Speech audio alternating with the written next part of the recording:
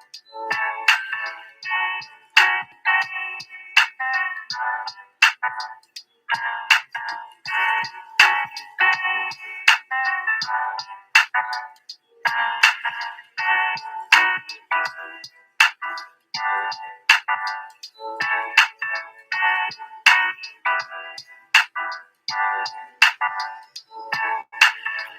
yo. Hey, yo. What's going on, everybody? Happy holiday season. Welcome. If this is your first time joining, my name is Derek. Cover everything wholesaling real estate on this channel, specifically virtually wholesaling real estate, as that's what I'm doing. Currently live out in California, and I'm sourcing opportunity out in Houston, Texas. So if you are also working the Houston, Texas market, either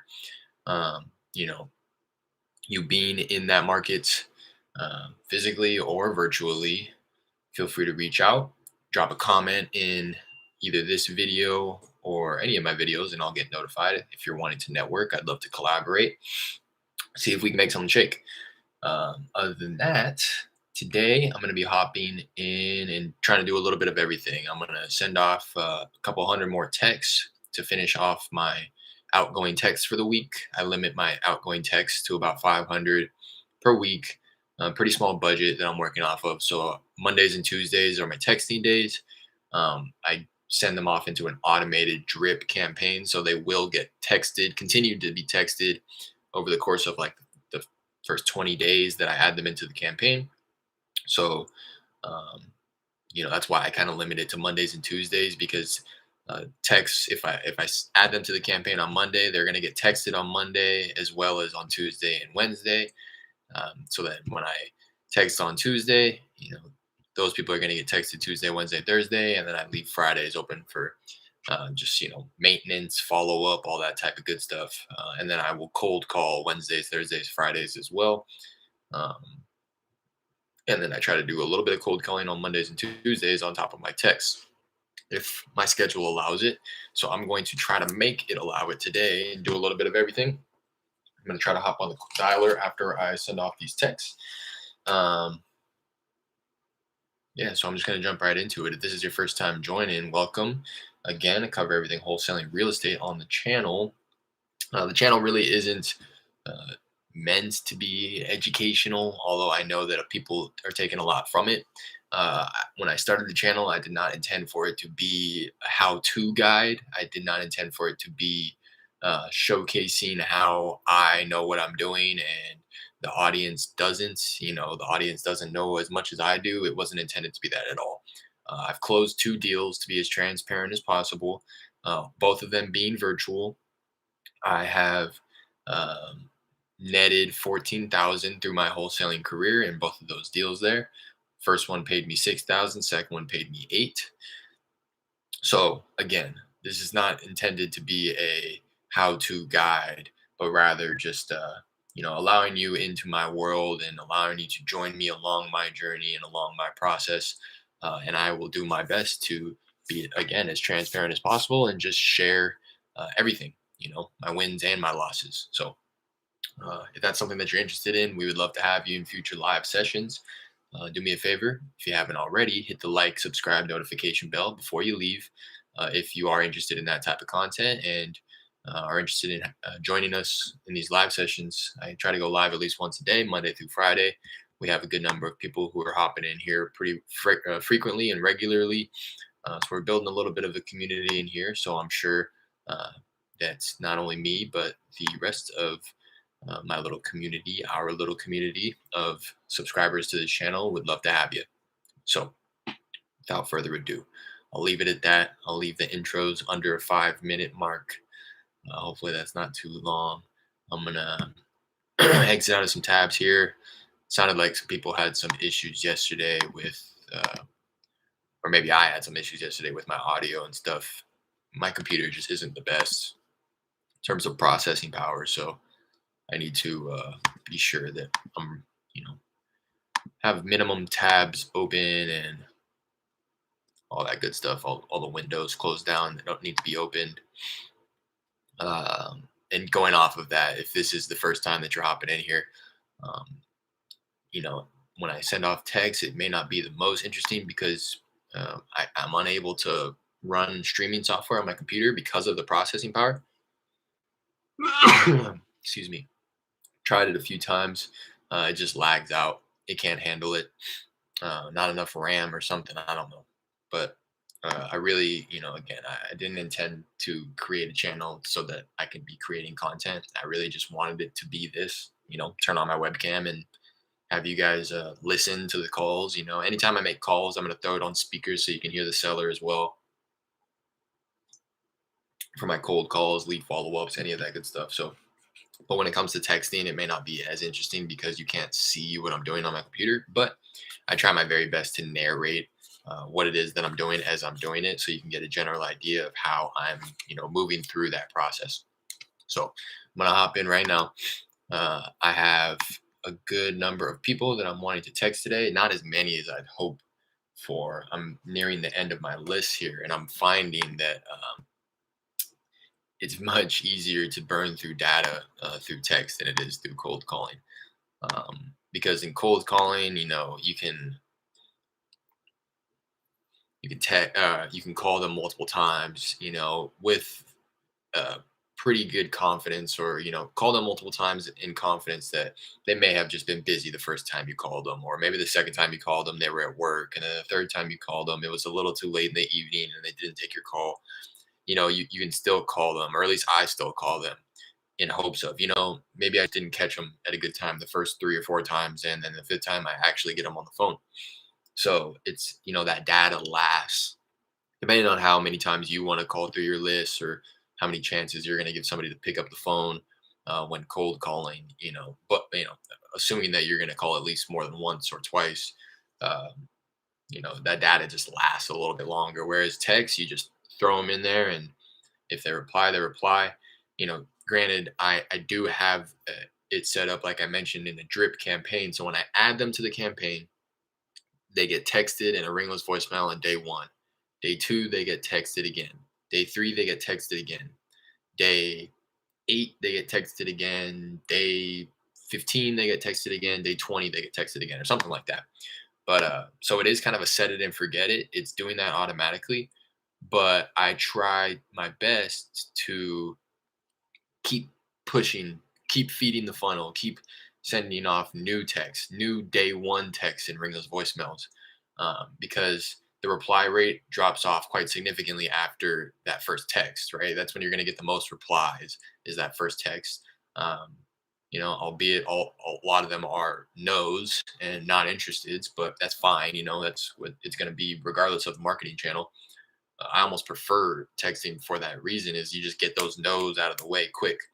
It's almost like the extremes. I'm finding that if they're not interested, it's just going to be no, stop texting me, no, no, no, no, no. And then the people who are actually interested are pretty far down the other end of the spectrum, because not only are they telling you that they're interested, but they are, I guess, to me, texting somebody that they're interested in selling their house is like a whole other level of motivation, right? It's one thing to like get on the phone with somebody, cold call, and like kind of win them over through the tone of your voice, the pacing of the script that you're using. You can, for the most part, keep somebody on the hook when you're cold calling them, even if they're not really interested, right? Some of the better salespeople can prolong a conversation and maybe get the seller to think like, huh, maybe this is a good fit for me, right? But you can't really do that in text. It's very cut and dry. So have found that when people are interested and they text me with a little bit of interest, um, they're a little further down the road than somebody who, you're just cold calling, and maybe I'm interested. You get a lot more of that, I feel like, in cold calling. A lot more follow-ups through cold calling, a lot more offers that are actually being made through text. I'm finding. I'm still getting them on the phone, but the people who are willing to hear an offer, uh, it's going to be just a yes. Hopefully, I'm making sense. This is what I have found through text. It's either no, yes, or follow up with me in 6 months, or 3 months or whatever the follow up is. But there's not that like kind of in between either way, Oh, maybe, but probably not, or yeah, maybe, but it would be in the future. It's like if they're gonna text you back at all, it's gonna be no, yes, or something very cut and dry. So that's kind of why I like texting so far. So what I'm gonna do is I'm gonna come in here. I have a few lists that I'm just wanting to finish off. So I have, I think, just about 50 people left on this list that I need to send a text to. It's more like 40. So let me grab those. I'm unselecting the people who have already texted.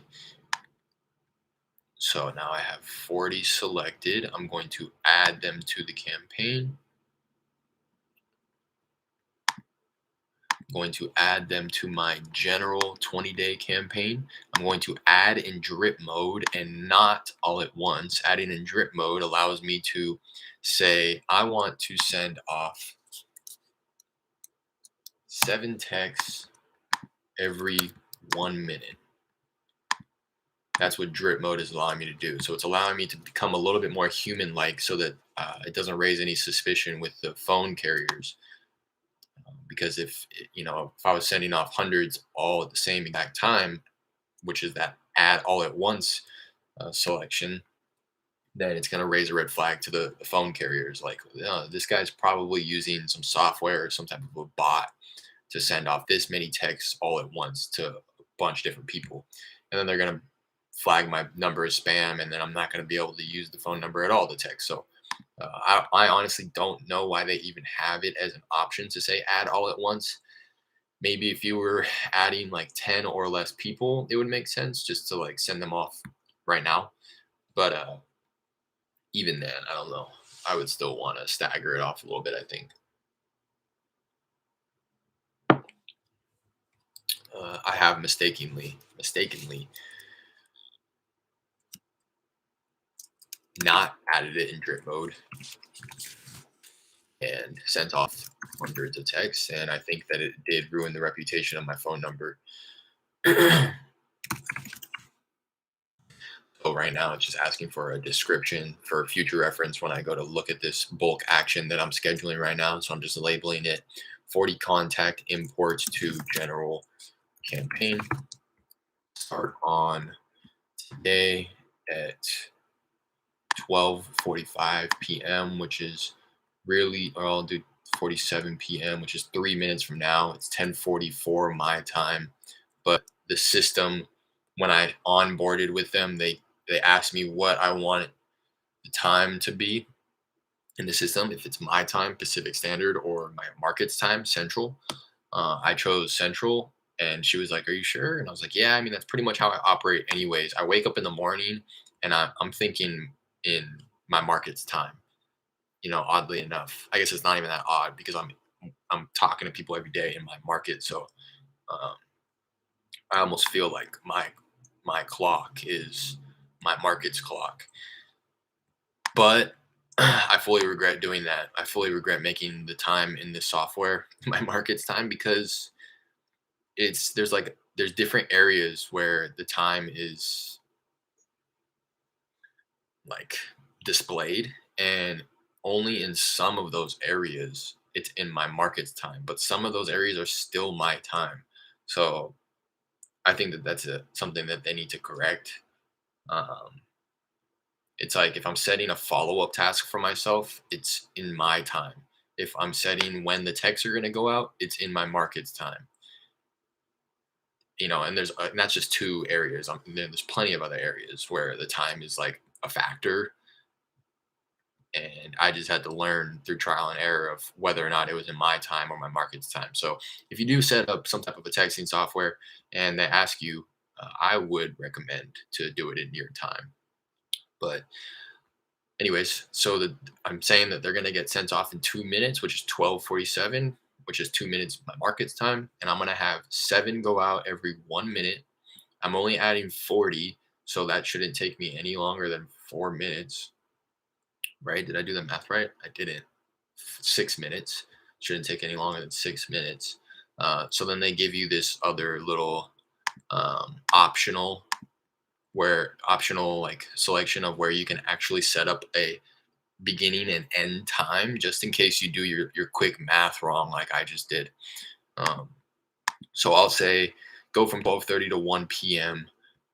And if I did my math wrong and for some reason it takes longer than 13 minutes to send these off, um, although I think that it only should take about 6 minutes, but it'll stop after that 13-minute mark at 1 p.m. just in case I did my math wrong. So I'm going to go ahead add to campaign. So that is scheduled. I can go over to my bulk action section and see that it has been queued up. And now they're starting to get sent off. 7 just got sent off right now at 10:47, 12:47 my market's time. So I'm going to hop over to my conversations tab and wait for the replies to start coming in. I'm actually going to refresh my screen.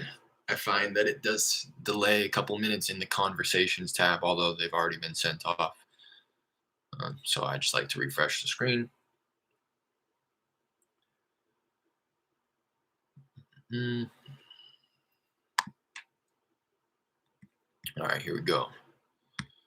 First 7 have been sent off. Some of them kick back with errors. I like to go through individually and just tag the ones that kick back as with an error as cold call. They're going to kick back as an error for a number of different reasons, primarily because it's a landline if you didn't import your data correctly, or the phone is off, the phone can't receive text messages, just a number of different reasons. Um, Unfortunately, the system does not stop marketing to those people though. So if you don't go in and like stop the marketing or remove them from the campaign however you see fit, it's going to continue marketing to them. So I like to go through individually at this point in time with my limited marketing budget. Every person really matters for me. So I can't just like let somebody continue getting marketed to if they're not even getting the text, because it's going to charge me per text every time it gets sent off. Any ringless voicemail, any type of marketing that I send to this person, they're not receiving it, but I'm still getting charged for it. So it may not be an issue in the future. I'm sure the big players in the industry, uh, it's just kind of an operating expense. It's just part of it. They're willing to kind of uh, burn through that if it means freeing up the time for one of their employees or one of their VAs to just really focus on the favorable responses as opposed to clicking through every single individual message like I'm doing right now. But again, for me being a one-man show, me being operating on a limited marketing budget, I'm trying in any area to ensure that I'm not wasting money, or that I'm really making my marketing dollars stretch as much as possible. So what I do is I tag them as cold call if I see that they get kicked back as an error. And what that will do is it will add them to my pipeline stage that's titled push to dialer or push to cold call or something like that. And then every so often, when that gets to be like a couple of hundred people, I'll take those people and I'll bring them over to my dialer. So yeah, they're not going to get text for some reason because the kickback is an error, but that doesn't mean I can't call them, right? So that's why I bring all those people over to my dialer. So now I was unable to reach them through text. Now I'm going to try to reach them through calling them. So uh, you know that pipeline stage consists of not only people who um, you know had it kicked back as an error, but also people who didn't respond to any of the text over the course of the 20-day campaign. So if they get to the end, they get tagged as no response automatically. The system handles it. If they get to the end and they never replied, and then that no response tag does the same thing as the cold call tag. It brings them over to that pipeline stage where then I can then bring them to my dialer. So in that list in my dialer, it's titled No SMS response. So when I go to call that list, I know who I'm calling. I'm calling either people who um, I was, unsuccessfully able to text because it kicked back with an error, or somebody who never replied to any of the texts throughout the course of the 20-day campaign.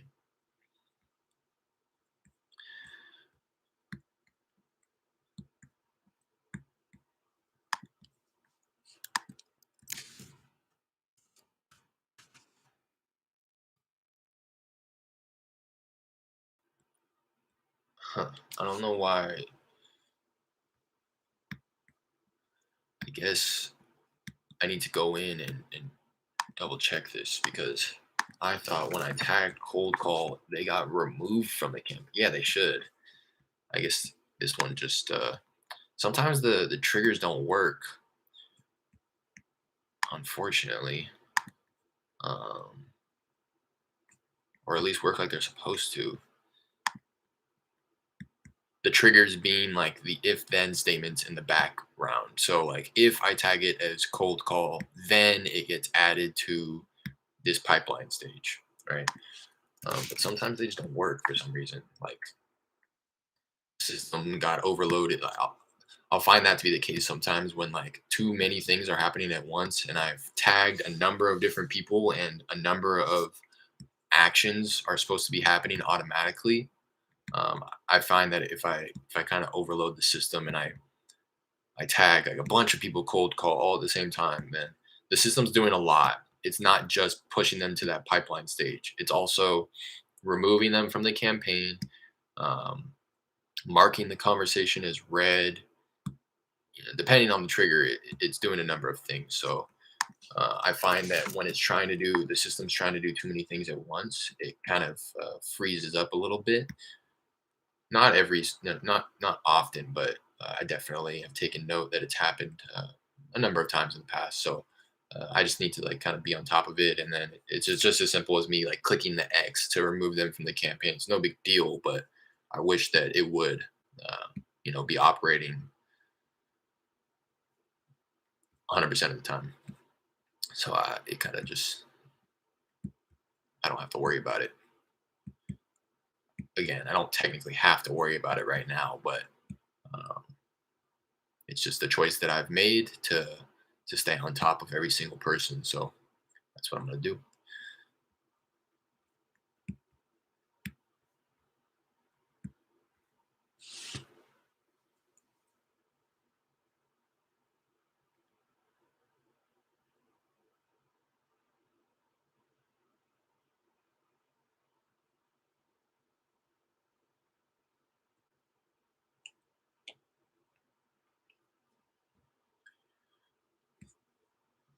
Right. I think all right. First reply. It took a while. Um he says not Cresco remove phone number from list. So I can tag him wrong number, and all that same stuff will happen. So he's already gotten removed from the campaign because he replied. So anytime anybody replies to this general campaign, it stops marketing to them. Um, and in this case, it was the wrong number, so I tagged him wrong number. It's again, like I said, it does a number of things depending on the trigger. So in this case, the wrong number trigger will remove the reply tag. Anytime somebody replies, it adds the reply tag. So now that I've tagged it wrong number, it will remove the reply tag, and it will move the the person through the pipeline stage from replied pipeline stage to the wrong number pipeline stage. And I just kind of house all my wrong numbers in the pipeline stage, and I don't really know what I'm going to do with those at one point, but I can honestly just delete them.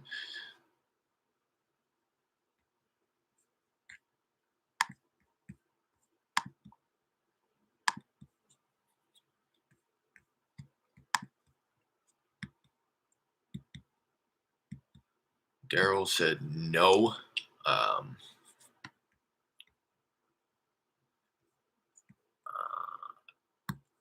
I really hate when people just say no, but that's my fault because my initial text says, "Hi, first name. Have you given any thought to parting ways with address? Can we talk about it? And a lot of people just say no, as in no, we can't talk about it. But to me, it's a little bit difficult because I don't know if that's actually the right person. So I operate under the assumption that it could be, maybe it's not. Um, but if somebody were to say, no, we are not selling this house, then it's like pretty clear that I did reach the right person and they're telling me that they're not interested in selling the house that I mentioned in the text. So then I have my dialer open up on a separate tab. I will just quickly search their name in the dialer and I will remove them from any, cold call campaigns that I have set up. That way I'm not calling people, wasting my time, calling them on their landline because the numbers won't be the same. But, you know, again, if I texted them on their cell phone and they're telling me that they're not interested, in all likelihood, if I call them on their landline, they will still not be interested. So just kind of saves time by removing them from these campaigns so that I'm not, again, wasting time calling them to try to get a favorable response when I know it's just going to be another no. Again, something that I know some of the players do differently in the industry. Some of the bigger players, um, they have the teams built out, and calling one more person, calling these no's, it's not really an issue to them. It's just kind of a drop in the bucket, and uh, it's no big deal to them to just get that no one more time, right? So I know that that's something else that I'm kind of doing a little bit of extra manual labor in order to save, some time and money, but nothing really to me, no big deal. As to it only takes a quick second.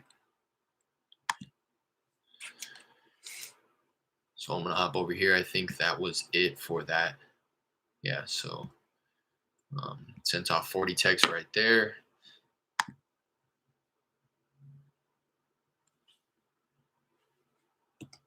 So now I'm gonna hop back over to my contacts, send off some more.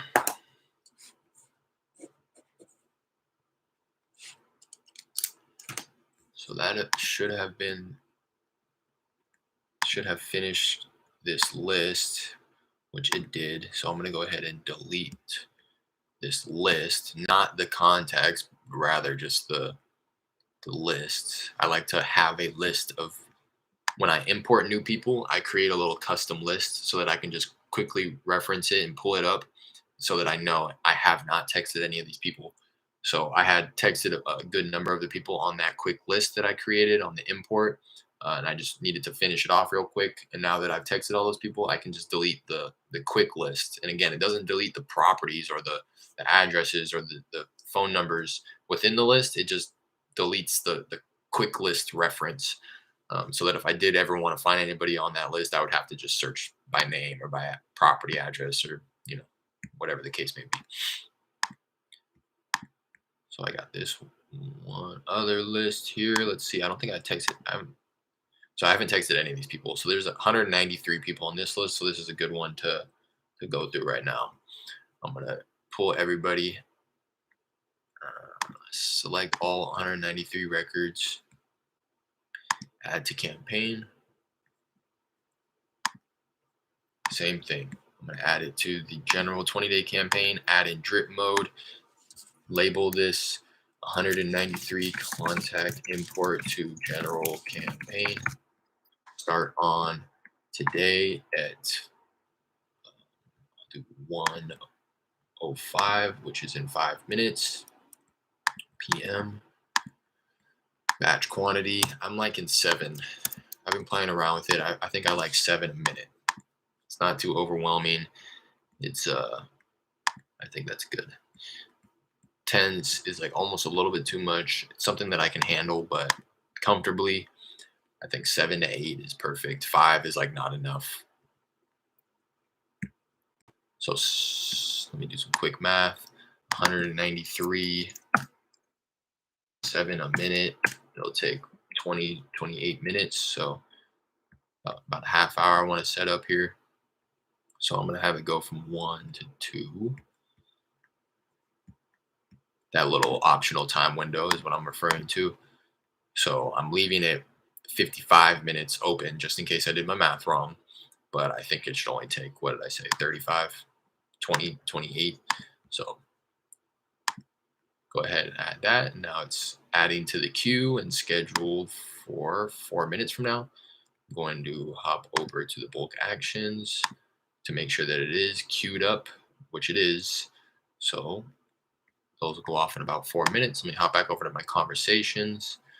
Um, yeah, hardly any replies on that, but I didn't expect much. I got 2 replies, I think, on the 4 texts that I sent off. So 5% reply rate within the first couple of minutes. You also, that's also what's pretty cool about texting is uh, it's if you're in a cold call and they don't answer the phone right then, you've missed your opportunity. Well, not missed, but you weren't unable to connect with them, and that's it. When the phone stops ringing, you're done. But in text, you can send a text, and have found this to be the case as well. People will reply 6 hours later, 10 hours later, 4 days later, and I've had that happen. So that's also why I feel like texting is pretty cool. I'll be like done working for the day and I'll just be like hanging out in the afternoon, driving around, and then I'll get a couple of texts, right? Replies from texts that I sent off 6 hours ago, 8 hours ago. So it's kind of like not constant marketing, but it's permanent marketing. If this text went through successfully, it's on their phone to reference forever until they delete it, right? So that's also why I like texting thus far. So those are set to go out in 2 minutes. I see somebody in here. What's going on? Whoever's in here, let me know. Hop in the comment section. I was just gonna say something too. Oh, I just filmed another virtual driving for dollars video, little holiday edition. So I'm gonna drop that on Thursday. It's I just simply turned on the camera while I was driving for dollars, screen recorded so you can see what I'm doing. It's my virtual driving for dollars process. If you haven't already, check out my mini series that I recorded on my virtual driving for dollars process. It's like a 3 or 4 part mini series that I have on my channel. Shows you how I use Google Maps, Zillow, and PropStream to build out my driving for dollars list. And that was how I got my first deal, and I continue doing that. So I just threw on the screen recorder, drove around for 15 minutes, was able to add I think 19 properties, which was pretty good to be honest. Averaging more than a property a minute is very strong for me, especially doing it virtually. I found hit a little bit of a rhythm on the video, so that was cool. What's up, Jared? What's going on, bro? So I'm gonna premiere that video on Thursday. I've never done a premiere, don't know how it'll work out, but a YouTube premiere I've found is something where I schedule the release of the video, so it's scheduled for Thursday at 1 p.m.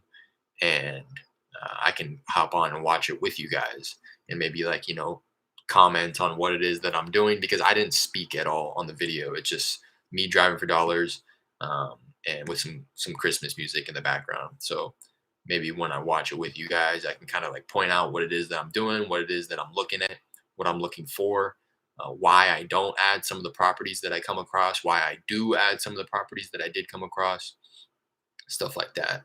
I thought that that would be pretty cool, hoping that I can get a couple of you guys in there for the premiere. Again, it's going to be Thursday at 1 p.m. I'm going to drop that in the comment section and pin it. Virtual driving for dollars video premiere at 1 p.m. on Thursday. That's PST. On Thursday, 12/16.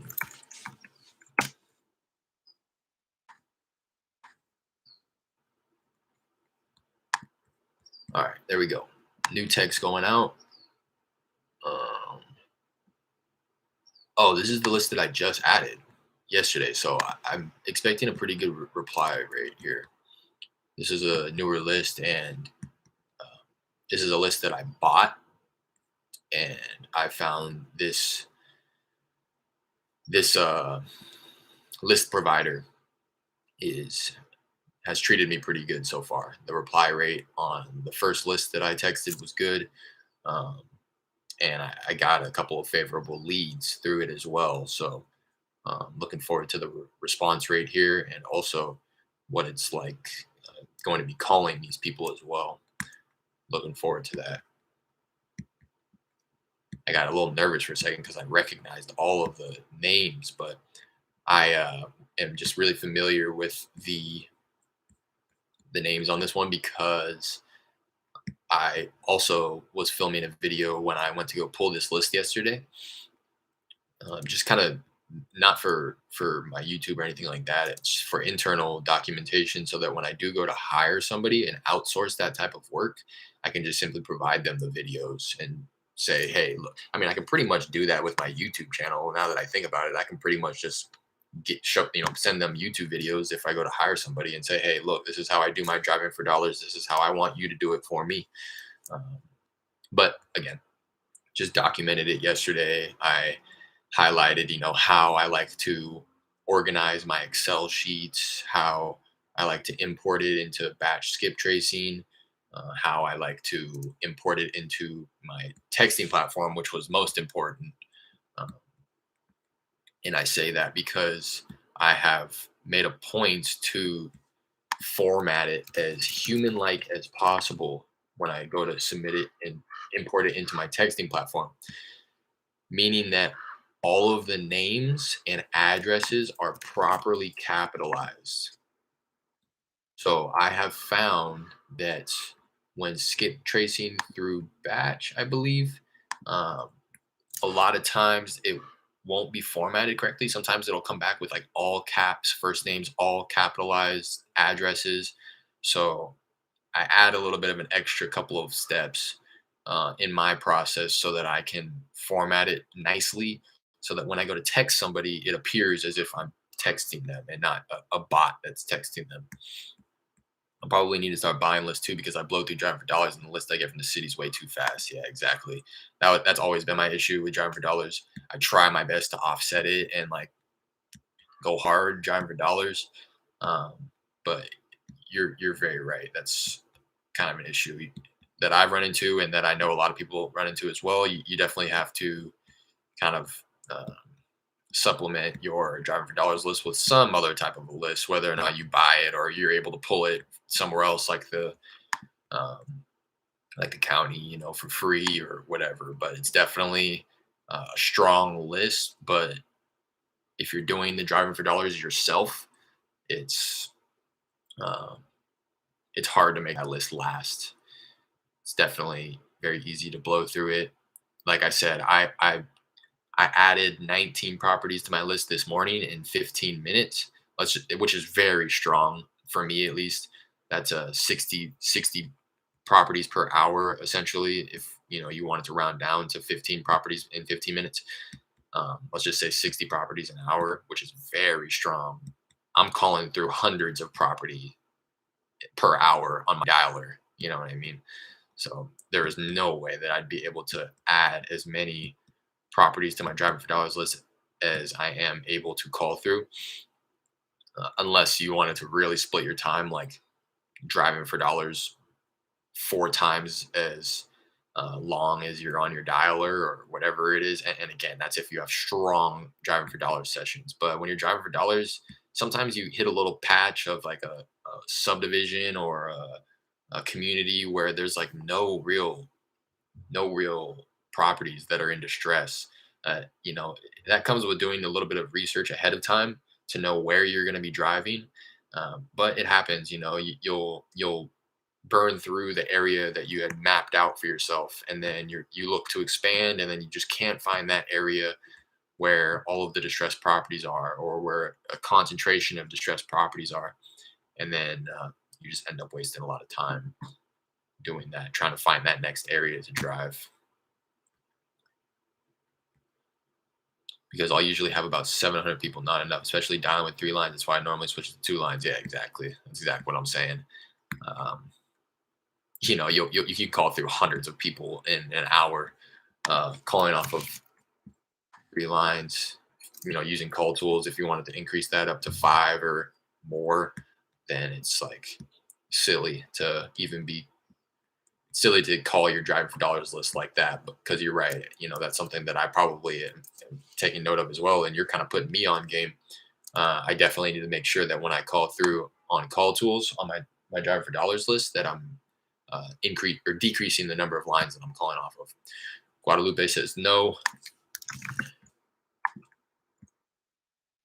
and I think I'm going to switch the text, the verbiage of my initial question, because when people say no, it doesn't really tell me what I need to know. It doesn't tell me that I have in fact reached the right person and that they are not interested. Um, when people say no, they're essentially saying no, we can't talk about it, because that's what I asked. I asked two questions: have you ever thought about selling, and can we talk about it? And then a lot of people just say no. So when people say no, it's like, well, is this the right person? No, we can't talk about it because you don't want to, or no, we can't talk about it because you're not interested. It doesn't really answer the true question that I'm asking. So I think I need to maybe switch that up a little bit, so that when somebody does say no, or whatever the case may be, it kind of gives me a little bit more insight as to whether or not I should continue marketing to that person or not.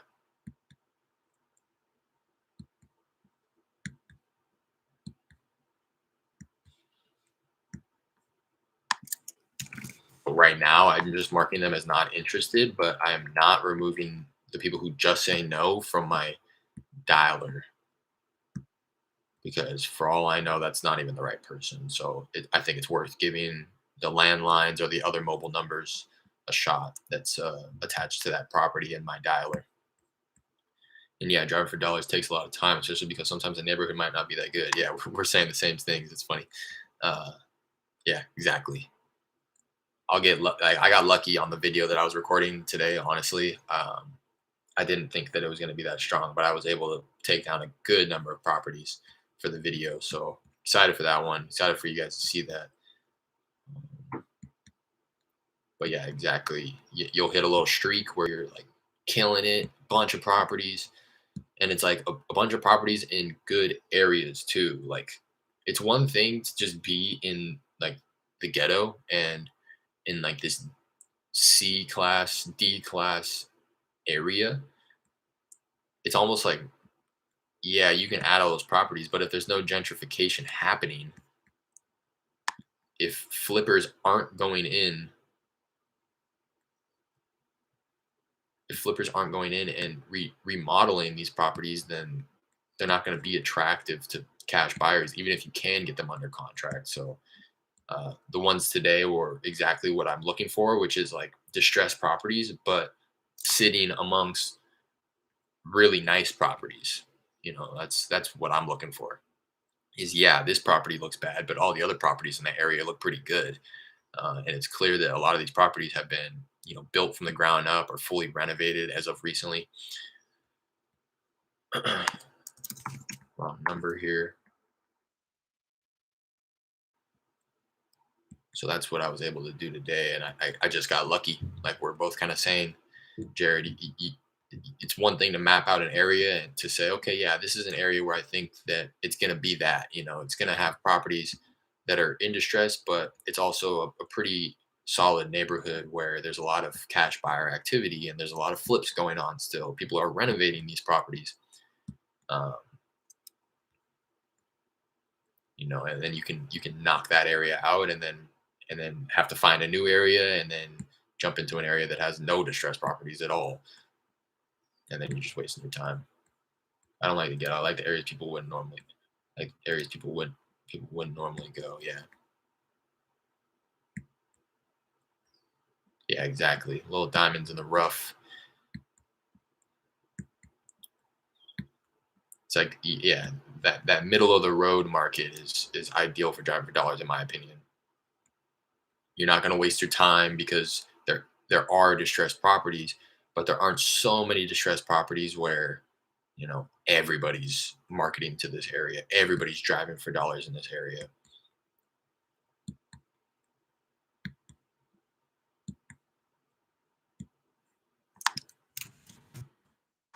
Kind of a little sweet spot, that happy medium.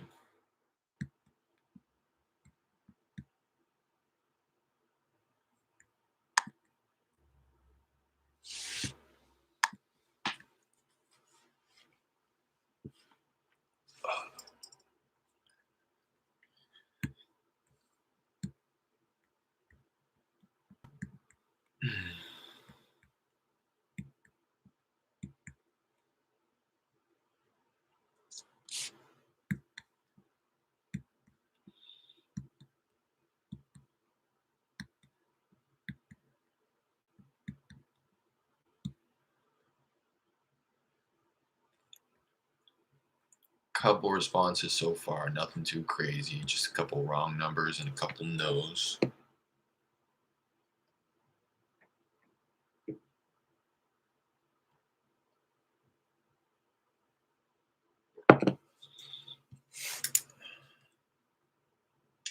Doesn't look like I'm gonna hit my goal for the week. I've just run out of data to text, to be quite honest. After it gets through this list, that'll put me at 384 texts on the week so far. Um, I have a little over 100 properties in my Driving for Dollars property right now, so maybe I'll skip trace that and send them off tomorrow just so that I can hit my goal. I'd like to try to build up my list a little bit larger than that before I go to skip trace it, because then I'm just wasting a bunch of time going through the process of skip tracing it, cleaning the list, importing it, all that good stuff.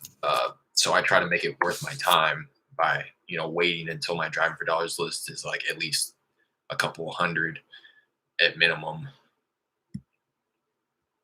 I'm sorry, but this is the wrong number.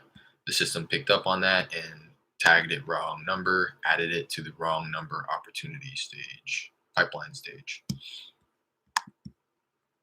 and marked it as red. So I technically didn't even have to see that, but I'm skipping through it and looking at these individual texts. All right, now they're starting to come in. No, never, no thanks.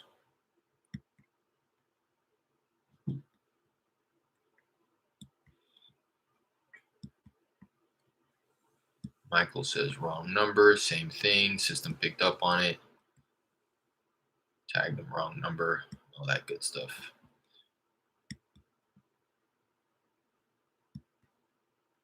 This guy's name is Perfecto.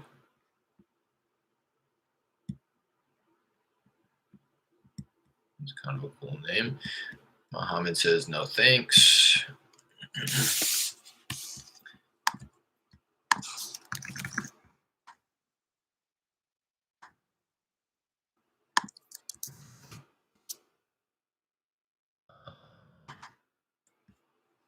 I am going to remove the no thanks from the dialer. I don't know, something about when somebody says no thanks, it gives me the impression that it is the person I'm looking for. Jorge says no never, same thing. Kind of gives me the impression that it is the person that I'm asking about, and the property that I'm asking about. So I will remove people like that from my dialer campaign just to save myself time in the future.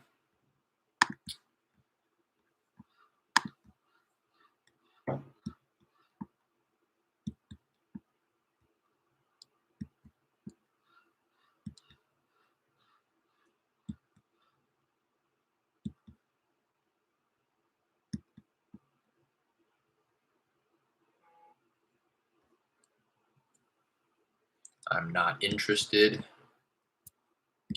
Same thing. I'm just going to go ahead and safely assume that that is the person I'm looking for because they responded the way that they responded to the text that I sent. Again, the text that I sent includes their first name and their address. So when somebody tells me that they're not interested as a reply to that text, I'm led to believe that it is the person who's referenced in my text, and they have knowledge of the address as well, enough to let me know that they're not interested. So Pedro says not interested. Go ahead and tag him not interested. Copy his last name. Look forward in my dialer. There he is. Go ahead and remove him. him not interested. Back over to my texting.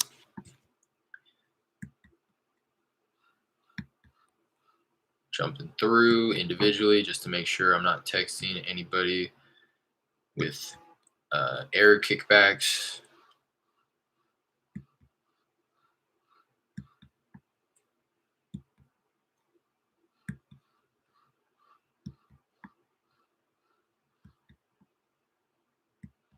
Bertha says wrong number. System picked up on it.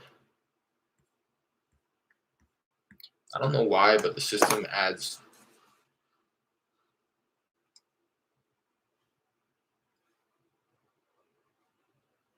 They're called opportunities.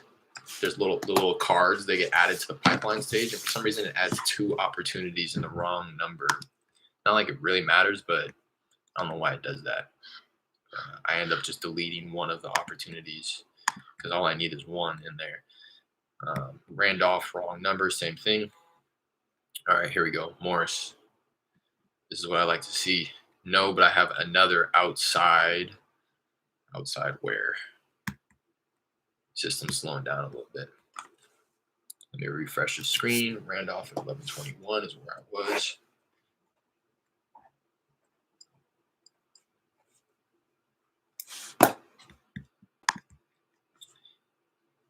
Found a good house yesterday, but I'm guessing the owner died because on True People Search it said he was 85 years old. I think I may have found her daughter contact info, but I'll have to call. A lot of good houses I find driving that are real bad. It's always difficult to get a hold of them. Yeah, that's gonna be another thing, right? It's the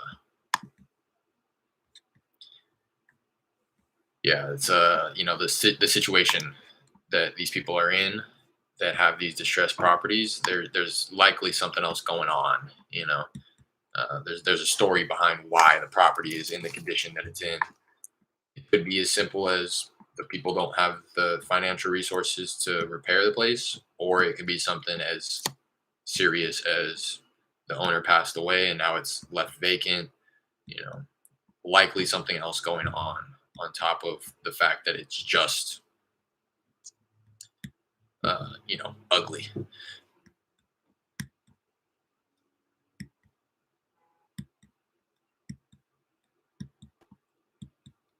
So this guy said he has a property outside of Austin that he's considering selling. Don't really work that market, but I'll definitely give him a call. Wrong number.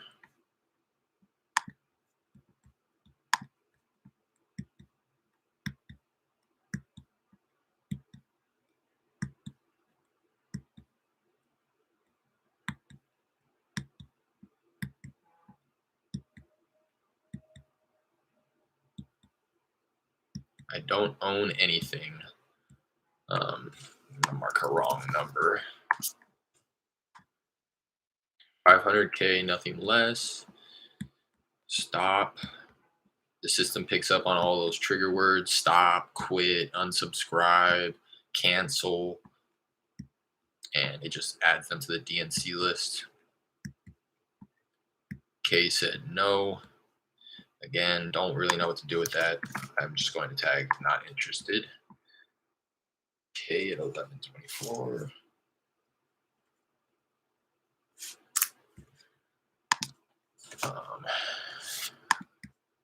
Moore says no, but I have another outside of Austin I will sell. Okay. I'd love to take a look.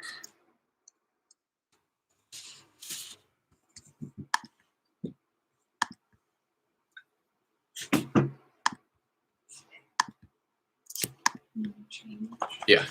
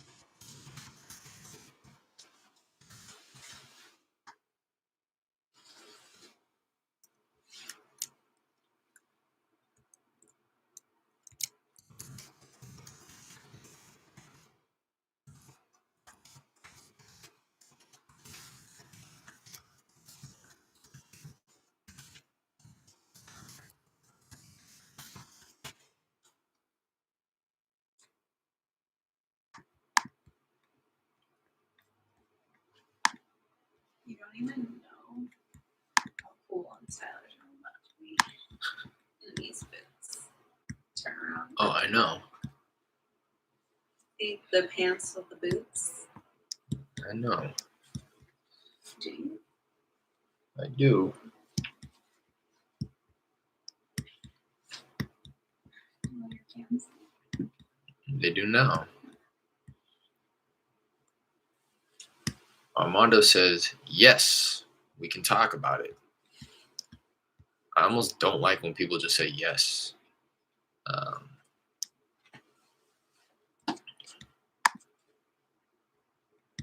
Makes it a little bit more difficult to respond to.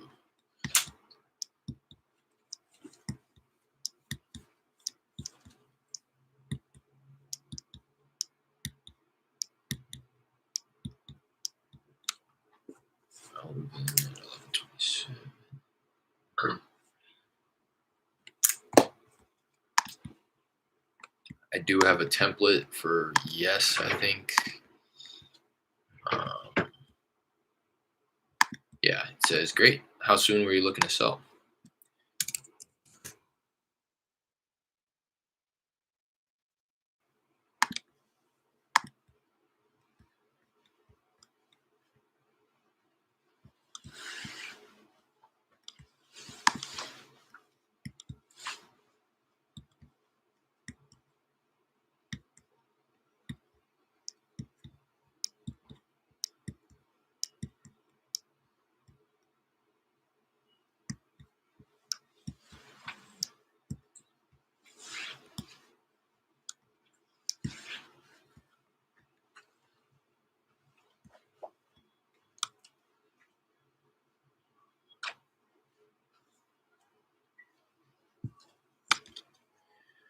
Armando says within the next 3 months.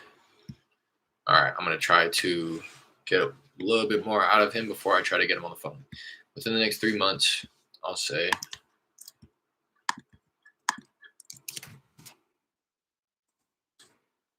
okay.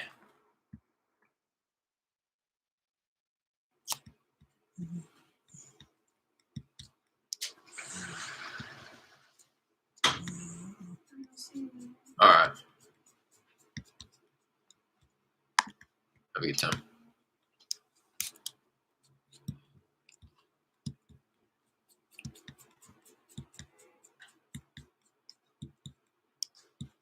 Khan says no. Interested. James says sure. Here, oh my gosh, Jesus.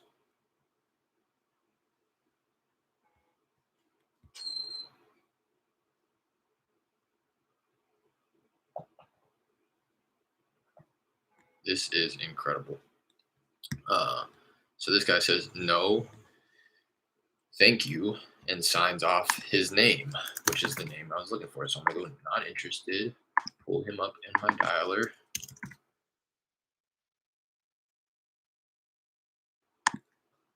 And remove him.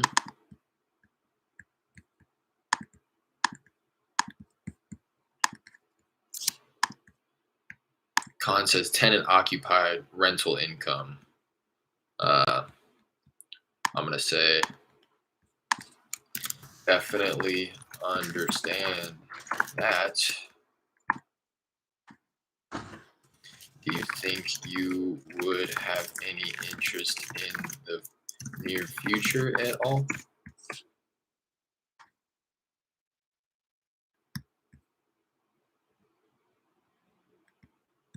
The reason I ask is because he's going out of his way. I kind of mentioned this yesterday. He's going out of his way to like tell me why he said no. Like, no, and this is why. Okay.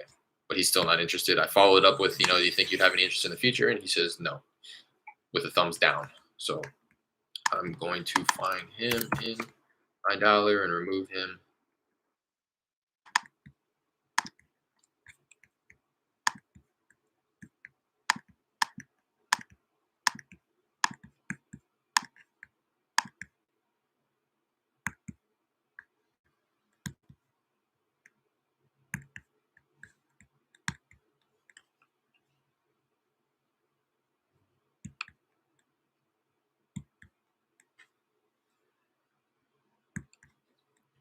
slowing down a little bit here. My system hanging out a little bit.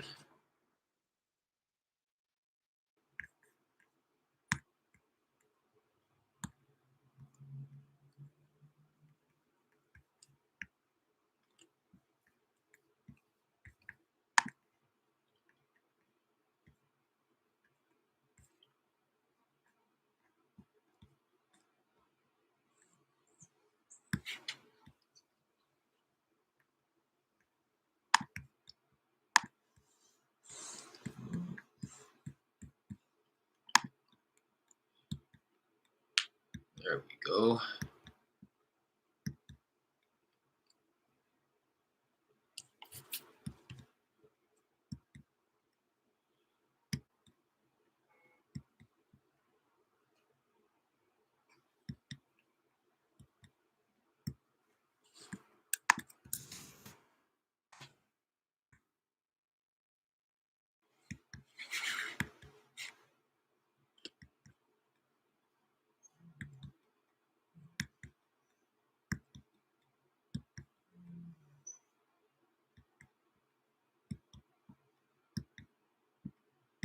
This is not Jorge. No, never. See, that's exactly. This is a perfect example. Perfect example. This guy initially replied to my text saying no, never, and then right after said, "This is not Jorge." So, not somebody that I'm gonna go look to remove from my dialer campaign. No, spit that out, buddy. Come on, what are you doing? No, spit it out. Out. Good boy. You can't put that in your mouth. Sorry. I'm sorry, buddy. It's not for chewing. Um, that might have been the end. I don't think it was. It seemed awfully quick. Let me go over to no. Okay, there it goes.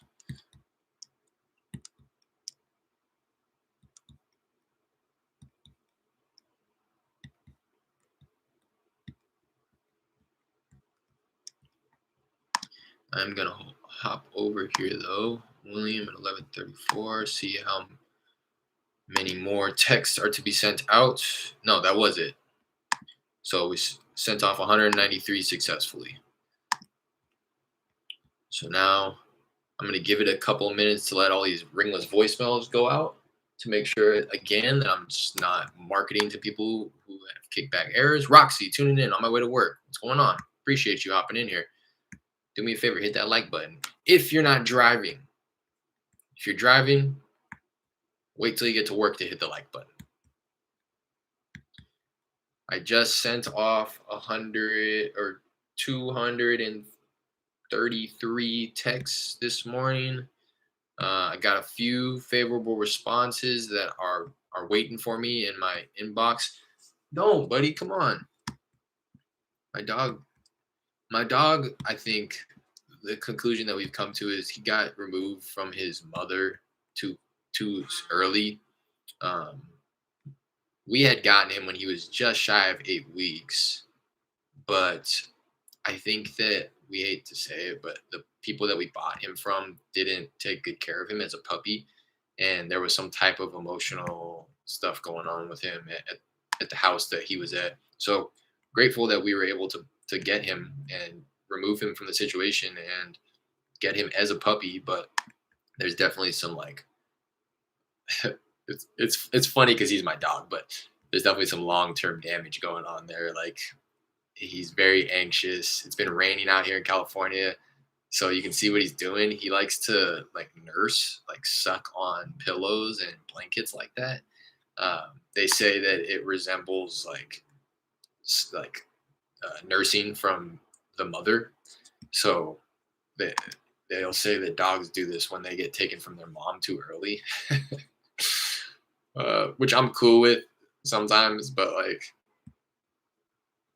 come on, man, I'll be sucking on all the pillows and stuff. We definitely have to do the laundry more frequently because of it. It's cute though. If it gives him peace, he's anxious and he is able to do that to calm himself down, so be it. Whatever. Funny guy though. Mouthful of blanket. Can we talk about it? No. Thumbs down. As far as I know, it's going to family. See, like I find that funny. People are like so willing to open up. So I'm gonna respond no. Thumbs down. As far as I know, it's going to family. So it doesn't even sound like she's the decision maker, really. As far as I know, it's going to family. What I'm gonna say is I'm gonna tweak this not right now template that I use. I'm gonna say completely understand. Um,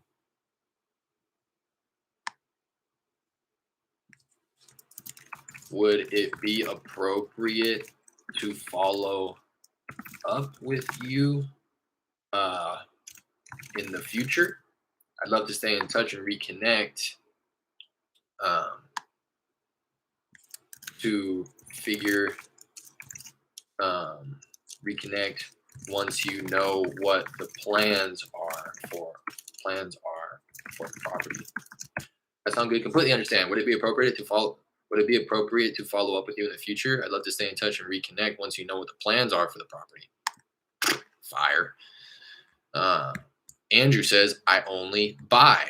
So I'm going to say I need to come up with some template for this because I don't think I have one. Some type of cash buyer template. Um, I'm gonna say, okay. Are you looking to pick up any properties in the Houston? Are you looking to pick up any more properties in the Houston metro area? Uh, if so, are you looking for anything specific? Maybe try to pull a buyer out of this conversation.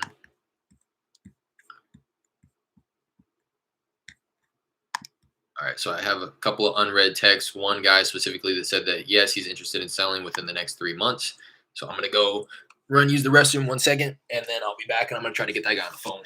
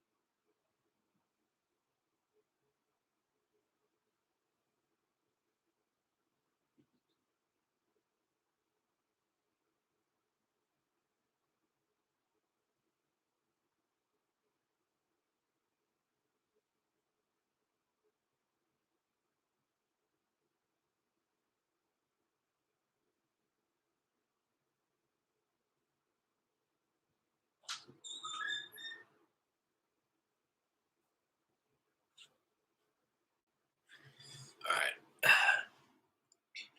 What are you laughing at, Jared? This crazy dog? Got a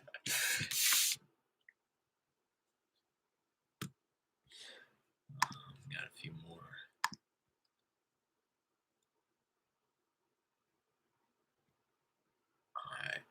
Sherry says, check with me in 6 months or so.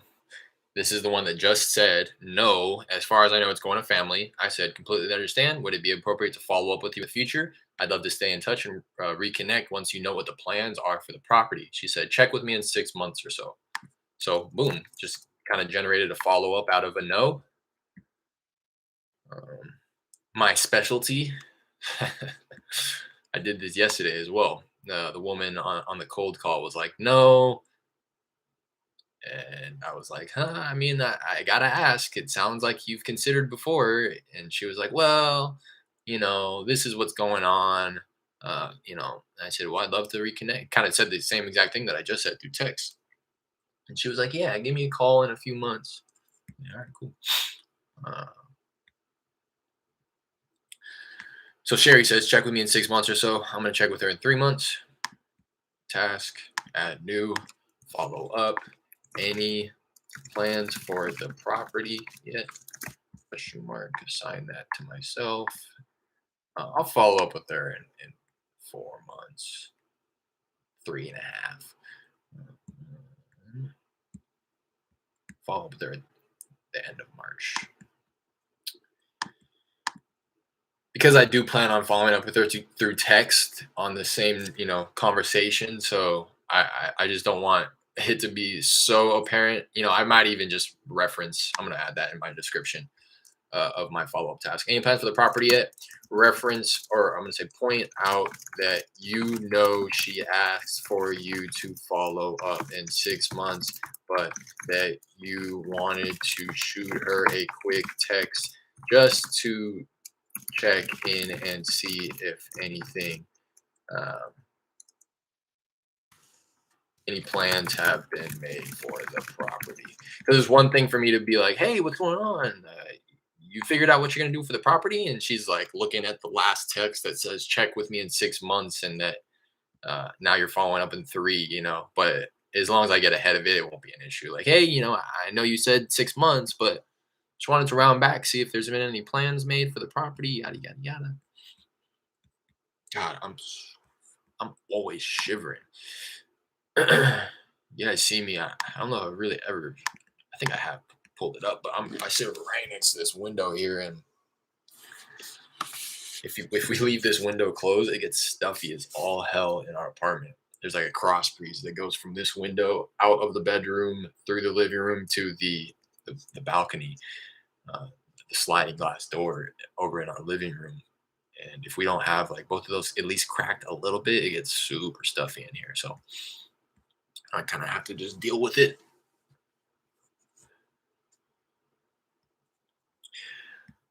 So I marked her, tagged her as follow up, added her to the pipeline stage, future follow up, added myself a task to round back with her in about 3.5 months. I'm going to mark that conversation as read. I'm going to say something to her though. I forgot to even reply. Check with me in 6 months or so. Okay, we'll do. Have a happy holidays. Have a happy holiday season. For all my Jewish folk out there, and people who celebrate any other Kwanzaa, any other holiday aside from Christmas. I like to keep it religious neutral by referring to it as the holidays. Andrew says anything where the numbers work. He's the buyer. I'm gonna say that makes sense.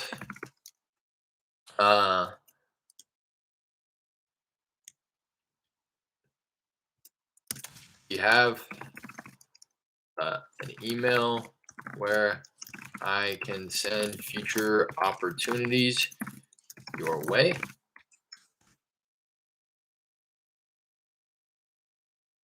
He's not a serious buyer. I can just tell by the way he's talking. Maybe he doesn't think that I'm a serious investor and he's just not willing to give me the time of day. But if he was serious, he would tell me exactly what he was looking for so that I can give it to him. But people who say, as long as the numbers make sense, I find that to be um, not very serious buyers. My dog's name is Leo. Leonidas is his full legal name. But yeah, Leo. Andrew says no, please no more texts.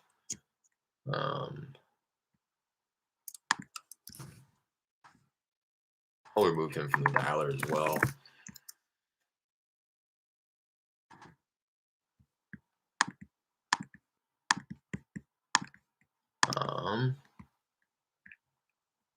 Mark that as red. Elaine says, find someone else to harass. No, no, no. Okay.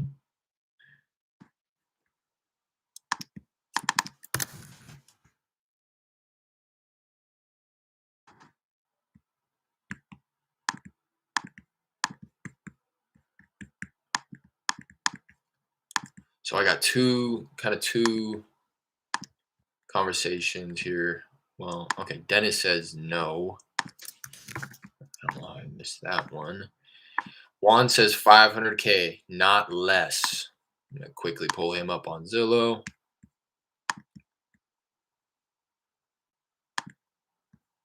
His estimate is 271. Go ahead, tag him as high asking price and not interested. Save that. Mark the conversation as read.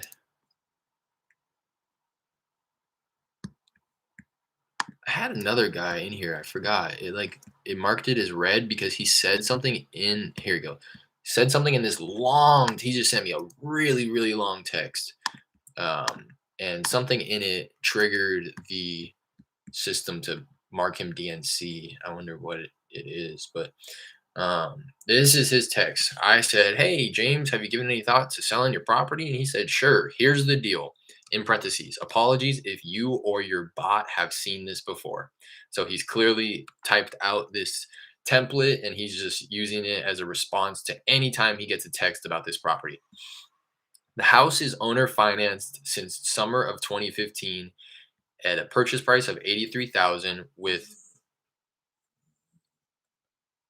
$74,000 mortgage balance. So the way that I'm interpreting that is that either him or whoever is living in the property currently has paid down $9,000 off of that seller finance um, deal. Owner finance subject to existing FHA mortgage through Chase. So it's not owner finance, it's subject to. Right? That's how I'm interpreting this through Chase. If Chase is the lender and the mortgage holder, the lender, then it's not owner finance. It's subject to. The Chase is still getting paid off. Um, Owner finance currently is 7.5% APR amortized over 25 years to an undocumented illegal alien with a stolen social security number. That just got interesting. Mortgage payment is $924 a month, includes my dwelling policy, mortgage interest, and property taxes, but does not include buyer tenant's own insurance. Subject to existing FHA mortgage through I didn't know you could do. I guess it doesn't really matter through JP Morgan Chase is like $550 per month.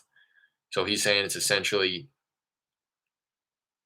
cash flowing about like a little short of $400 a month, probably way less after you take out, capital expenditures and all that stuff. Are you willing or interested in buying the note? If so, sure, work up your best terms to buy this 6-year plus seasoned paper. And if not, please take me off your list.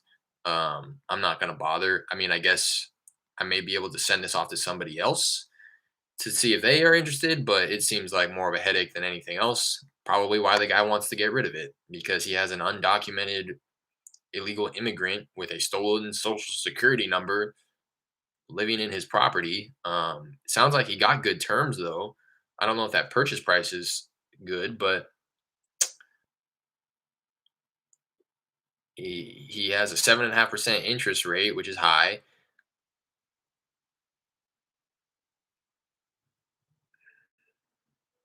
Amortized over 25 years, which is solid. Mortgage payment is he's saying a lot of stuff and a lot of it's not making sense.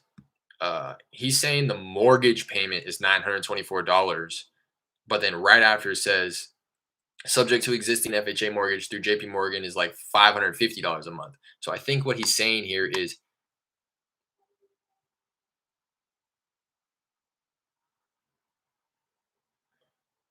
I don't know. I'm not familiar with subject to. It's not something that I'm going to explore anyways. I'm just trying to see if it's worth referring this over to somebody who's willing to handle this, but it doesn't seem very attractive, to be quite honest, based on my limited knowledge of subject to. Um, and again, he's saying things that's just kind of contradictory. Like he's keeps referencing seller or owner finance, but then continues to sprinkle in this text that it's subject to the existing mortgage. So it's really not seller financed.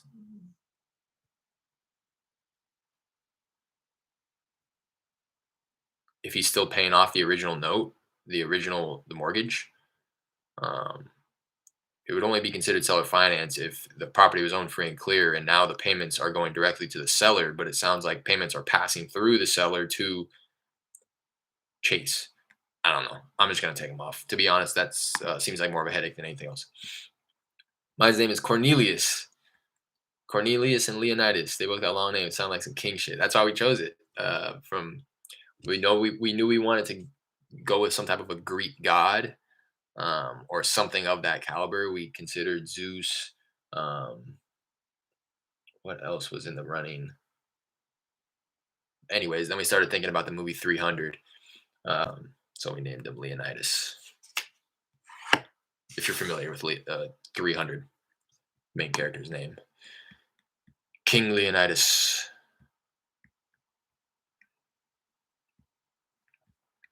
Um, yeah, I'm not gonna mess around with this. And I wonder again what in here flagged him as DNC, but oh, the please take me off your list at the end.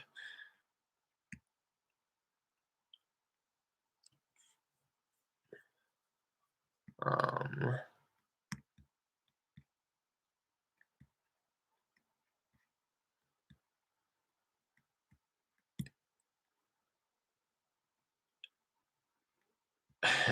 People like this are funny. Um, so this guy replied saying 500K, not less.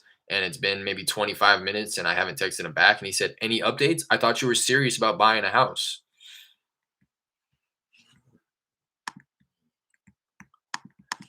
I'm going to say, I am serious, but I'm also, but I'm more serious about making money. And there's no money to be made uh, here if I paid that price. I'm serious, but I'm more serious about making money, and there's no money to be made here if I paid that price. I appreciate your response and hope you have a great holiday season. Send. Ass. We coming with that type of negativity, man. Thought you were serious. I thought you were serious about buying a property.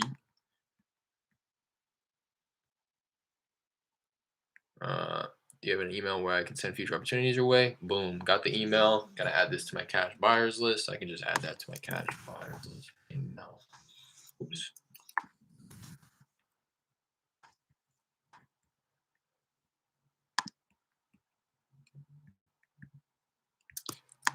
Tag him. Cash buyer. Create that new tag because I did not have it before.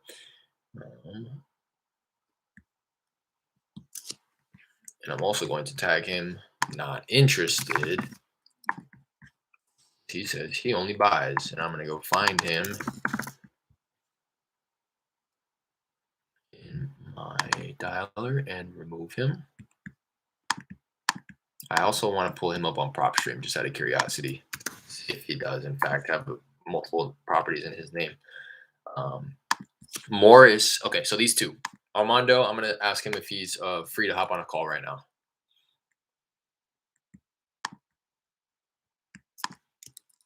Okay, sounds good. Are you free to hop on a quick call so I can learn a little about it.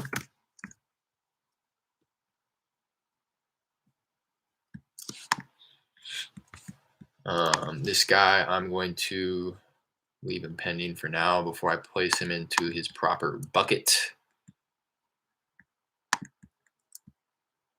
Morris gives me an address that he's interested in selling.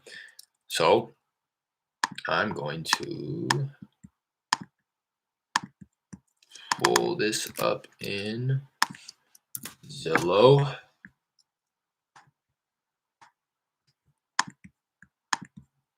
Pulling up PropStream as well. Take a look at these two properties. This guy's property again is out near Austin, so not typically something normal.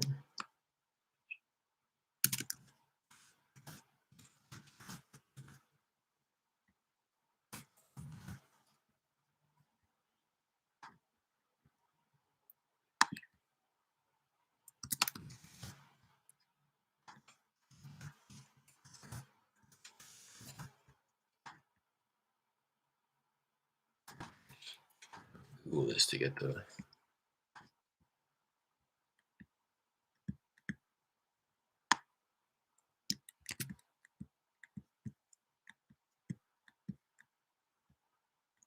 There we go.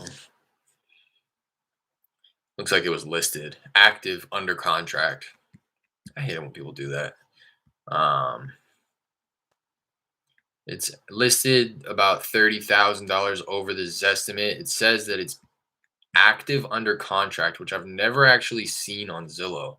That may be a new thing. Usually it'll just say pending, but it says active under contract. It's been on Zillow for 82 days. It says the home is under contract. The seller has accepted an offer, but the sale is not yet complete. It's brand new.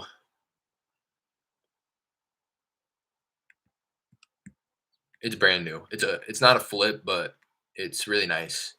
Rent ready condition, all that good stuff.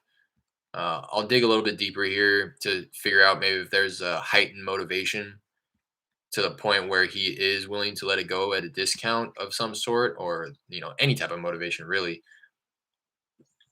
But other than that, it doesn't look like it's going to be a solid opportunity for us. I might even reference the fact that I see that it's listed. Uh, I'm going to say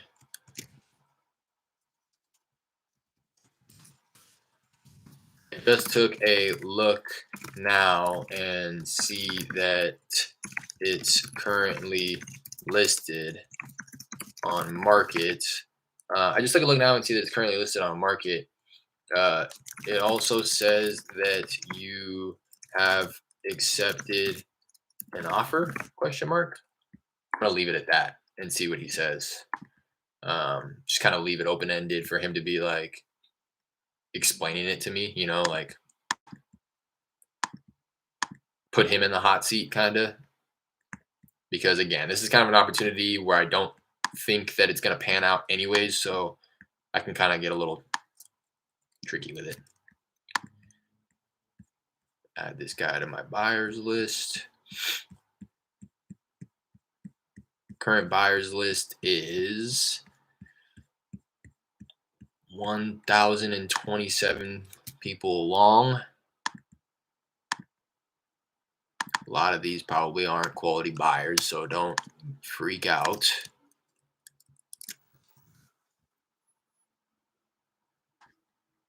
A lot of these people are just, some Facebook group type buyers. Also, I'm starting to build a little bit of an A list, like a VIP list. I have 3 people on my VIP list as of now, which are the 2 buyers that I've assigned my 2 deals to, as well as one woman who I was having really good conversations with before I closed my first deal. Um, it was just very evident and clear to me that she was a serious buyer, and that she and the way that I met her was actually a contract that I had. I had a contract and she really wanted to buy it. And that was one of the contracts that ended up falling through and we had to cancel. In hindsight, I should have never canceled it. I should have just postponed the closing date and pushed out the inspection period and all that type of stuff. Because the reason why it ended up falling through is because the tenant was giving us problems. The tenant was not letting us walk the property per, which contradicted the agreement that me and the seller had in place. The seller said that, she pretty much gave me authority to enter the property with 24 hours notice. That wasn't the case. Every time we wanted to get into the property, the tenant would say, um, my son got COVID. My son just had shoulder surgery. He's really sick. And this lasted weeks, right? So it started to approach the end of my inspection period. And we're like, okay, well, this isn't going to work. We're willing to buy it sight unseen, but we're going to need it at this price, significant price reduction. And she wasn't having it because that's what our buyers were telling us. Look, I mean, I can buy it, but I'm going to have to be significantly lower if you're not going to let me walk the property, which is understandable. And so that's what happened. We ended up canceling the contract, but I had a conversation with this one woman, and she was very serious about buying it, letting me know she was a buy and hold investor as well. She didn't really. She said that she would entertain some fixing up if it means getting higher rents, but that was like the first, really like the one and only buyer that I've talked to thus far who was a serious buy and hold investor. Just the way that she speaks. She honestly sounds wealthy. To be quite honest, her and her husband partner on these, and they're just trying to acquire as many units as possible, as many doors as possible. And she let me know at the time that she was willing to pay upwards of 80 to 85% of ARV, as long as it was in rent ready condition. So it was just a really solid, couple of conversations that I had with her back and forth. So I was like, all right, she's serious. So I added her to my A list. With the two properties that I did assign, both of them were, you know, uh, fix and flips. Essentially, they needed some work done to it. So I would reach out to her, but she would let me know, no, we're just looking for buy and holds. This is a little bit too much labor, a little bit too much work needed in order to bring these up to speed. And again, she had already told me that, but I did want to just reach out to her and provide her those opportunities. All right, so Armando hasn't replied, but that's all good. He said he wants to sell within the next 3 months. I'm going to tag him as follow up. Set myself a task to follow up with him before the end of the week. Just pre-qualify. I have his timeline. He is interested. Just need to figure out, what the condition of the place is like, and what his expectations are of price. And then obviously, if there's any specific reason as to why he's selling, his motivation, that's also going to be really important in terms of negotiation and stuff. So I'm going to set this for Friday. If I don't hear back from him,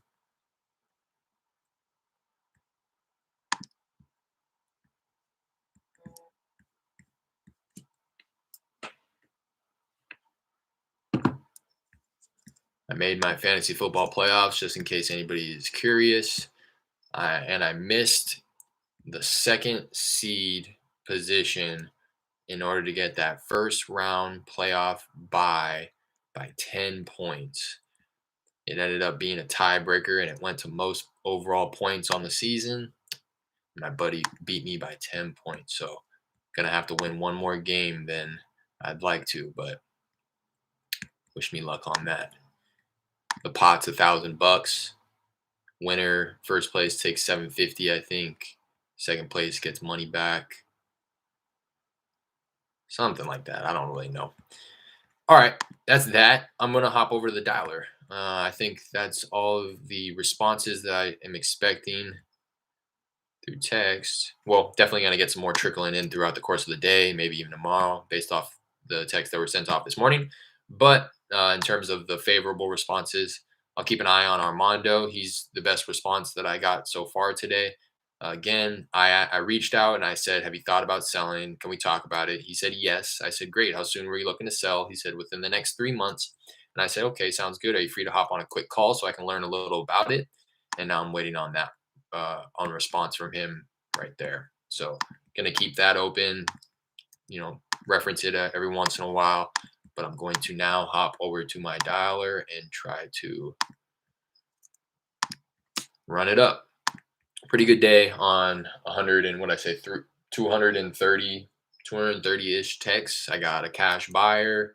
I got hopefully a warm lead. Don't really know if he's warm. I just know that he's wanting to sell within the next 3 months. So that's enough for me to consider him a follow up. Wouldn't necessarily consider him a warm lead though. If you've heard me talk about that before, my criteria is like follow up out of the four pre qualifying pillars of motivation, condition, timeline, price. If I don't get, if I only have one of them, I'm going to consider them a follow up. If I have two of them, or rather, if I have two of them, two or less, I'm just going to consider them a follow up. If I have three of those four, I'm going to consider them a warm lead. But if I have all four pre-qualifying pillars and all four of them are favorable, you know, like they want to sell within the next 30 to 45 days, they have reasonable expectations on price, they have some motivating factor as to why they want to sell, which would, you know, kind of speak to why their expectations are so reasonable on price, and the condition is probably a little bit poor to the point where they one are willing to give it or sell it at a discount, and two, um, unable to fix it up themselves to get top dollar. So if I have all four of those, then I'm considering it a hot lead. All right, gonna come over to the dialer and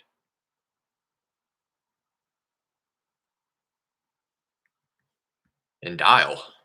I gotta come over to my agent dashboard.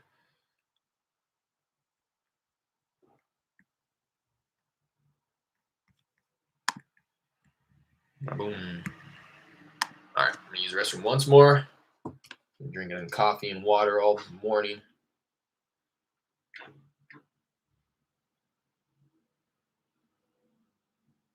Somebody just texted me. Somebody just texted me on my Google Voice number saying,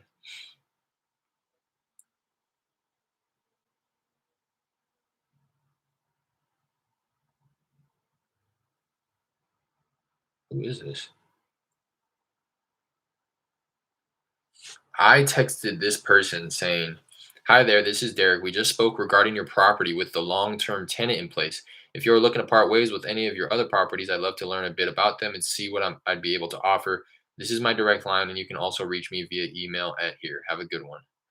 That person just texted me saying, just an address saying seller needs a cash offer on it that is able to close by New Year's Eve.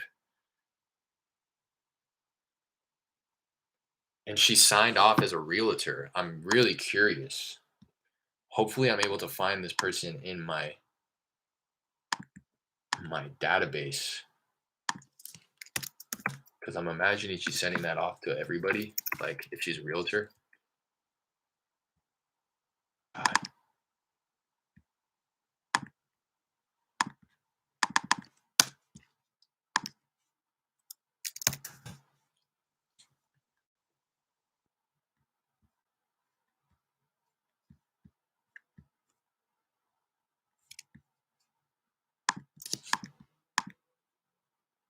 that's really interesting though. I'm trying to find this person.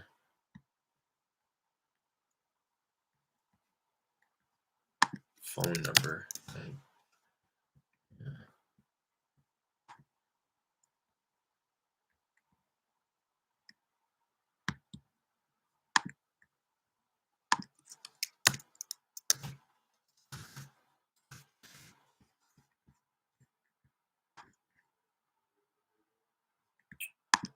Right? Not in my dialer. That's why I really need a central CRM. That way I could just search this number and it's not going to be this huge deal to try to find them.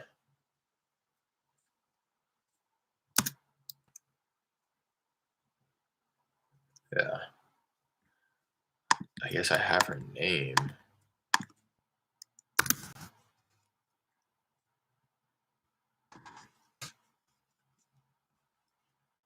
I know who this is.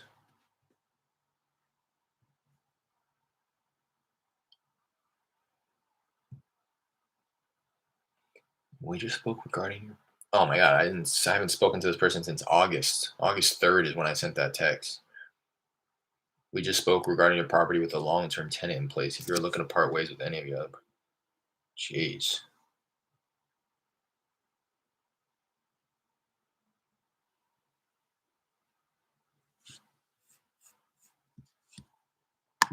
Um, what I'm gonna do is look up this address real quick.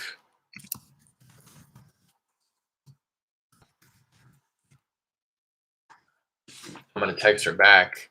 Seller needs a cash offer on it that is able to close by 12:31. This is a really specific area. This is over like a lake, right next to a lake. Oh, this is right next to Lake Conroe.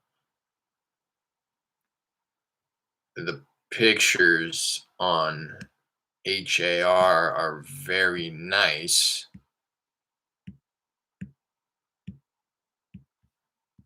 Um,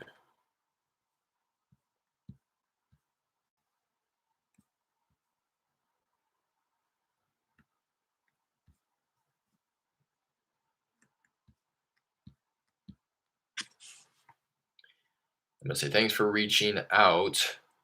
Just took a look on HAR. Um, are the How recent are the pictures up there?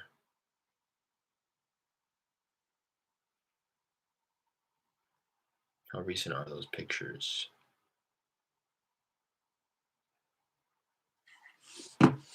Because this is brand new. But again, she reached out saying that the seller needs a cash offer by the end of the year. So I'd imagine that some type of motivation there, some type of reason as to why they need to get paid before the end of the year. But this is a really nice place. Really nice. Zillow they have looks like this estimate may be like 330.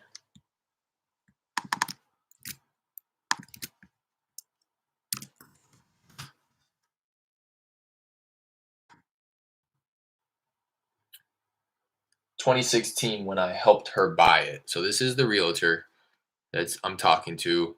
Um,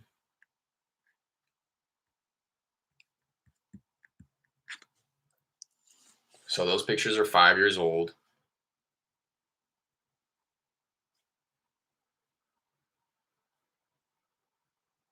Okay.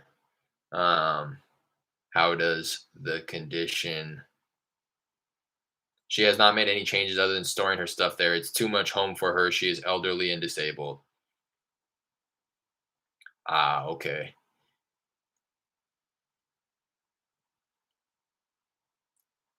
So the condition is still up to par.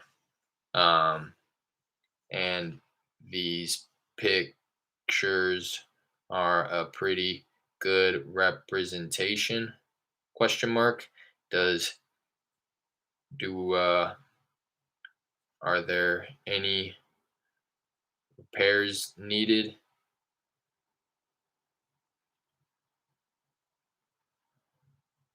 Uh, Roof, AC, um, electrical slash plumbing. Are there any repairs needed that I can't see? Roof, AC, electrical, plumbing. I don't like that she's not giving me the asking price though. That's kind of annoying, especially because she's a realtor. It's almost like she's just helping her out. It sounds like, and she's probably gonna take her cut on top, which is fine. But uh,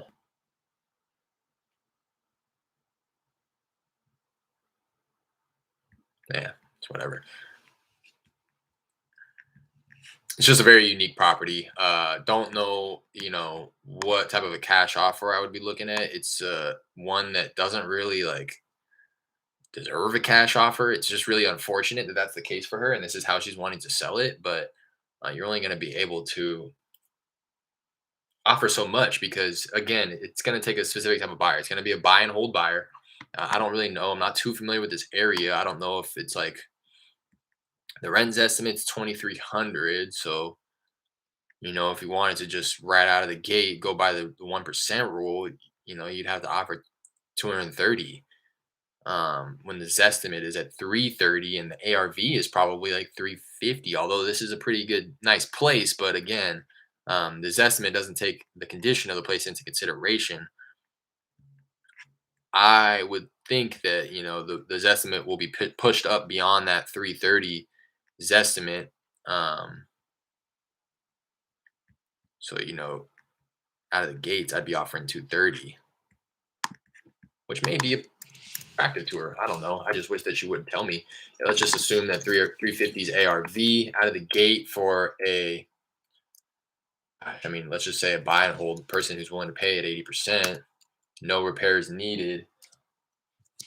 Assuming, yeah, it's just cluttered with way too much stuff. Is the SD still on the MLS from one she purchased? Um, that may give you a better idea of age of mechanicals and roof. It's mostly cosmetic from what I can see. I don't know what the SD is. She's talking to me like I'm a realtor or that like I've been in the industry for years. SD.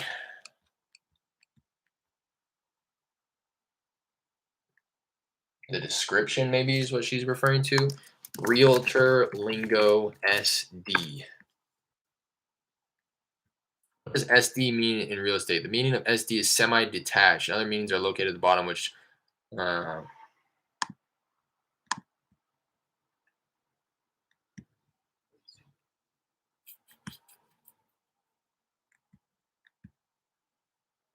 I don't know. Does anybody in here know what she's referring to? Seems like a nice neighborhood if it's by the lake. Yeah, yeah, yeah. It definitely is. Just gonna take a specific type of buyer. Um,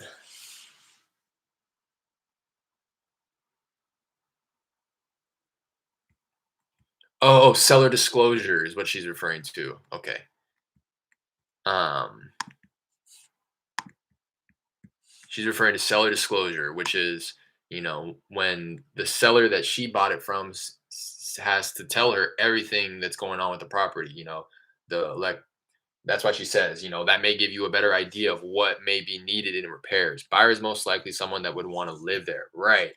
Live there, retirement home, vacation home. I don't know if it's a rental area. It probably is though. Let me just watch. I'll go like this. I'll take the zip code. I'll post that into Zillow. I will filter out the results by for rent to see how many are currently listed in this zip code for rent, which is a good number. 1, 2, 3, 4, 5, 6, 7, 8, 9, 10, 11, 12, 13 that are listed for rent all around the 2000 mark. 1.8, 2.0, 1.8, 1.7, 1.6, 1.8, 1.8. So people are renting in the area, or at least people are listing for rent in the area. Let me see if I can find this disclosure that she's talking about. The general description. Scroll to see the property features, tax value mortgage calculator. Um,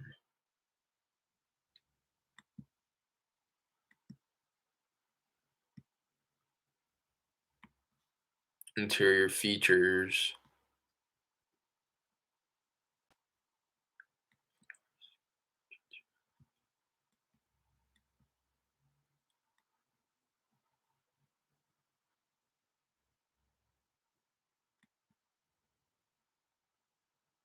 Um,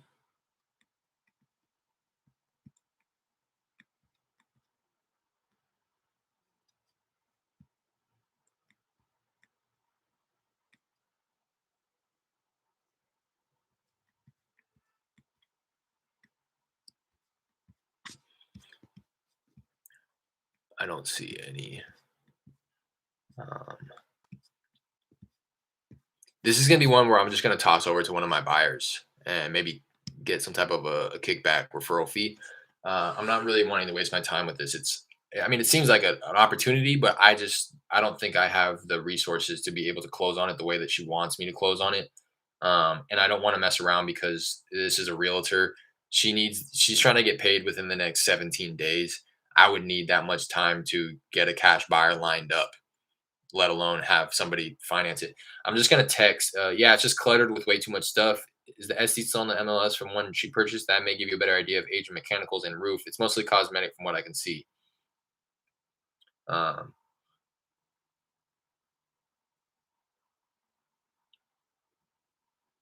okay, emoji.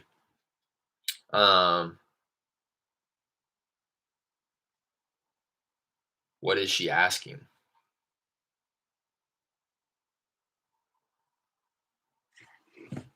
I'm gonna find out. I'm gonna run some comps on this real quick to find out.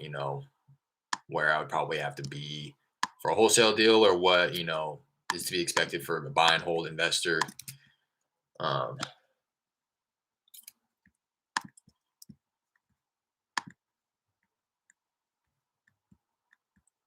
And to answer her question, I do not see any seller disclosures. But what I do see, what I do see is that she hasn't paid her taxes. So she can say that, oh, she needs to downsize, she needs this, that, and the third. Yeah, but what she really needs is to pay off this $7,000 worth of back taxes that she owes. That's what she needs. Um, she owes 7,100 in taxes. She owns two properties. This is the one that she lives in, and she has a mobile home in the same zip code. So it sounds like she may be moving into the mobile home. I don't know, but she's owned it for 5 years. Let's run some comps. Try to get that around me. Don't try to play me. I can see that she owes taxes. Um, Residential, single family. This place is 2,700 square feet. I'm gonna make minimum 24, maximum 3. Year built 94. I'll make minimum 85. Maximum, I'm gonna keep it at 2,000 for right now. I got two properties in our subdivision. It looks like two properties in our subdivision. Slightly bigger lots, slightly smaller in terms of square footage, and okay, let's look at the first one. First one sold for 560,000 back in April. Yikes. Um, I don't know how many bedrooms this has. 3 beds, 2.5 baths per HAR. So ours has an extra half bathroom. So maybe ours sells for 565, 570. Ours has an extra 30 square feet, nothing crazy. Theirs has an extra 2,000 square feet on the lot. So let's call ours 550 just to play it safe. And theirs is 4 years newer. So let's call ours 550. Sheesh. It's not on the open market, she says. So she's not giving me a price. Um, Now this one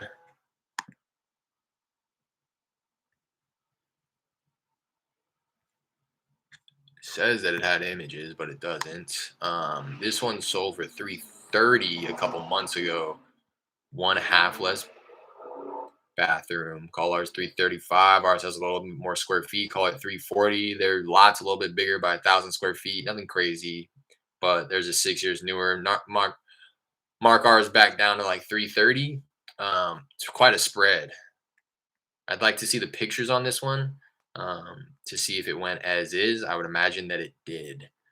Let's bring the year built up to 2005. So that gives us a couple more properties to work with. This one sold for 317. Let's see if we got pictures on this one.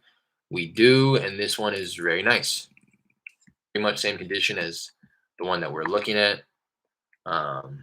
Same subdivision, 9 years newer, 200 about 150 square feet smaller, extra half bathroom. So call our ARV based on this.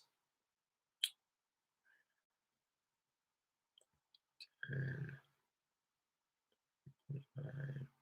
maybe like 315, 320. This other one, I think this is the one I was just looking at. Yeah. I think like, yeah, like 330 is what you want to call it. The estimate here is 254 market value per the appraisal. So that's what it appraised at. And what was the estimate again? See, like I'm already spending too much time on this.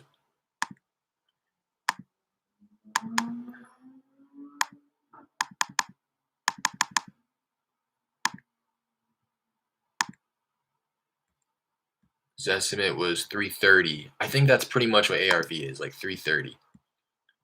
Um, so again, at 330,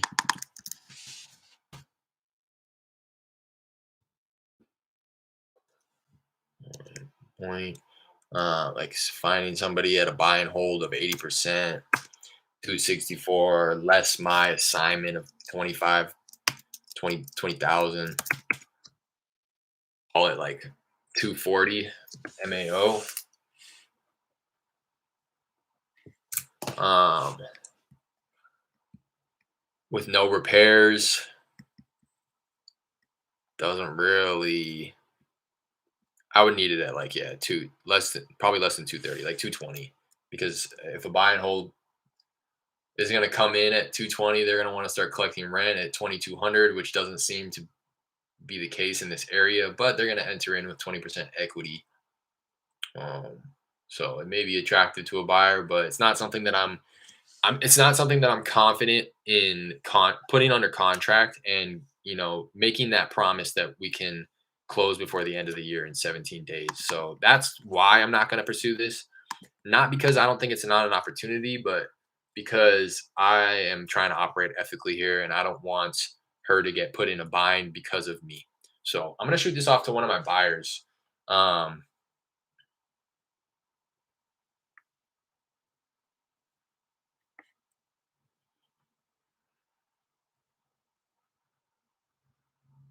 I'm going to text the buyer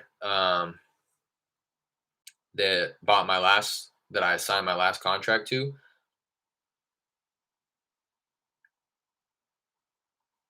I'm gonna say I have this realtor that just reached out to me on behalf of a seller. Um, it's the house is out in Willis on Lake Conroe. Right? I want to make sure that I'm not giving him false information here. Yeah.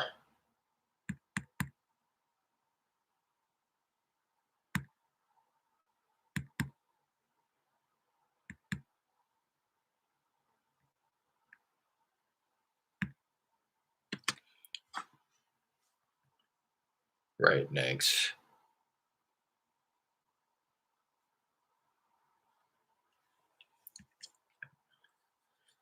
So I have this realtor that just reached out to me on behalf of a seller that is trying to sell close before the before end of year. The house is out in Willis, right next to Lake Conroe. Um,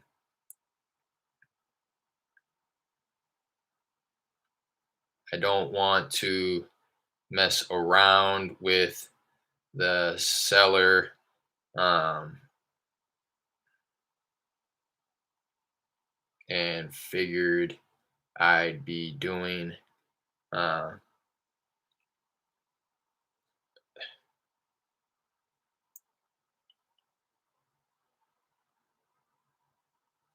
yeah. What's up? We have this realtor that just reached out to me on behalf of a seller that is trying to sell close before end of year. The house is out in Willis, right next to Lake Conroe. I don't want to mess around with the seller and figured I'd just shoot it your way to see if you'd be interested.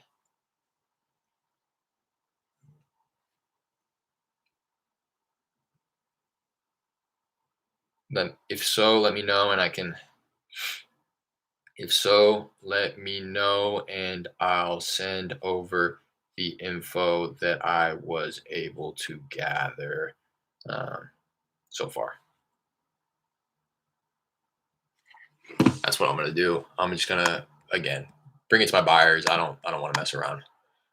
Um, Again, to reiterate, it's definitely an opportunity. It sounds like she's motivated. It sounds like she probably will take a discount.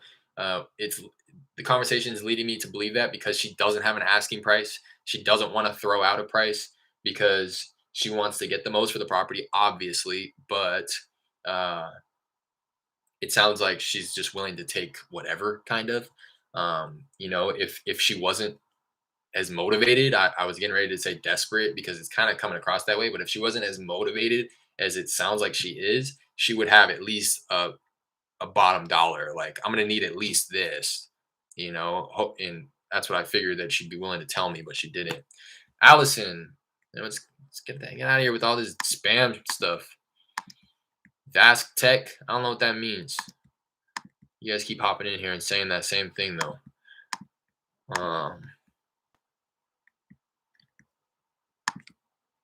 Yes, sir. Thank you. Of course.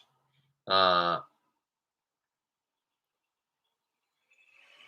Probably a buy and hold. Uh, Seems to be in great condition. Let me send you some screenshots of the conversation.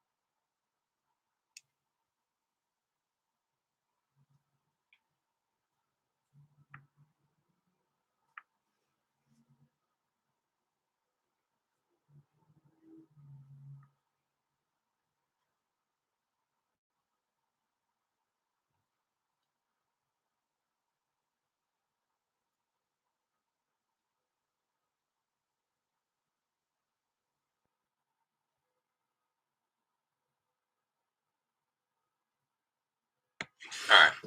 Be right back. I'm going to use the restroom and I'm going to hop on the dialer. I got a couple more texts that I need to respond to as well. My dog's looking at me like, where are you going?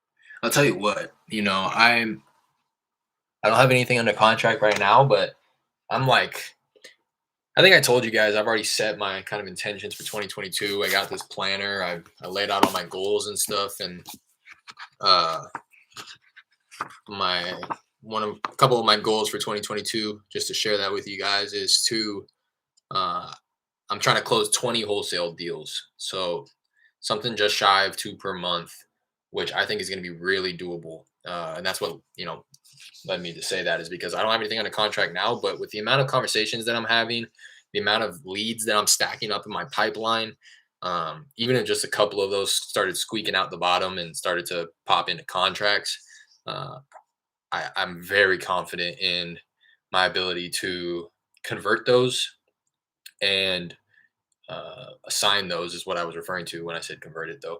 Assign those and then reinvest back into the business so that I am generating more and more opportunity. So 20 wholesale deals 2022 is my goal. And another one, real estate related, is to work in real estate full time. I want to stop doing my side gig so that I can do this full time. Um, I'm trying to hire two full time employees slash VAs. Just trying to have at least two people on the team by the end of next year. Um, I want to, I said, embrace myself as an educator in the space as well. I'm trying to, I'm going to try to roll out some type of a, educational platform, maybe like a small group setting, where we can collaborate and stuff like that. Um, I'm trying to attend at least one real estate uh, mastermind, preferably wholesaling. Um, I'm trying to help at least one person close their first wholesale deal. That's another goal of mine, and that's everything that's pretty much real estate related. But same here. The goal is to make at least 250K next year. Yeah, I love that. What did I say? My goal was monetarily. I think I said 100K. 100K net is what I'm trying to earn. So in all honesty, it may be something like that, Jared. Probably something similar: 250 gross, 100K net.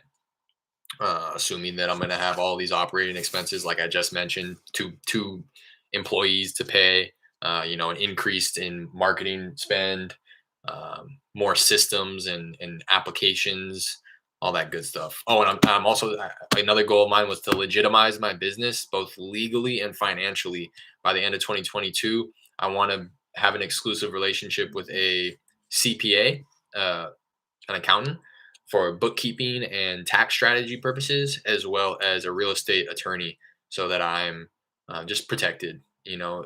Again, if the goal is to start making six figures annually through real estate, I want to be sure that I'm doing everything on the up and up, and I'm consulting an attorney and an accountant. That's another thing that I'm going to prioritize after I start closing these deals. Then the year after, hit a million. I love it. I love it. The more you make, the easier it is to make more. Exactly. Exactly my thought.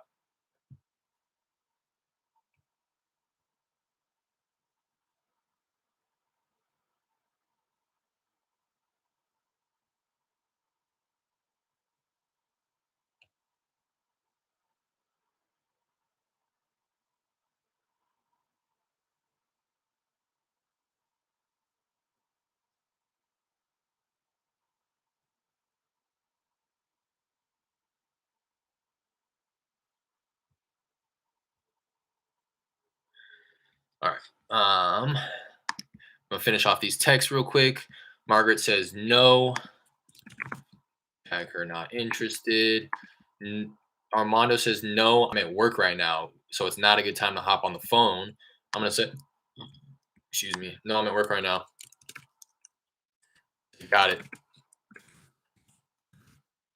When's the best time for me to reach out?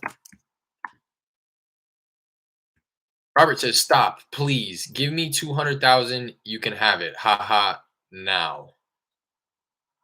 I don't know what that means, but 200,000 doesn't seem too unreasonable.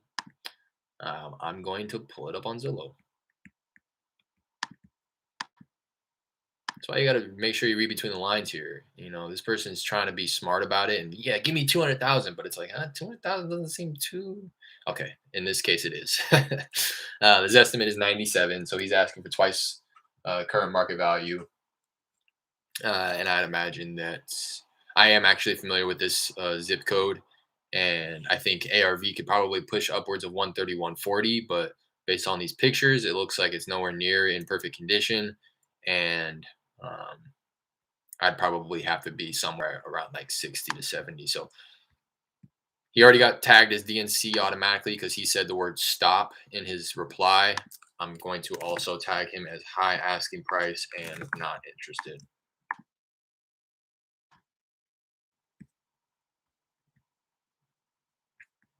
Um, don't text my damn phone anymore. All right. DNC.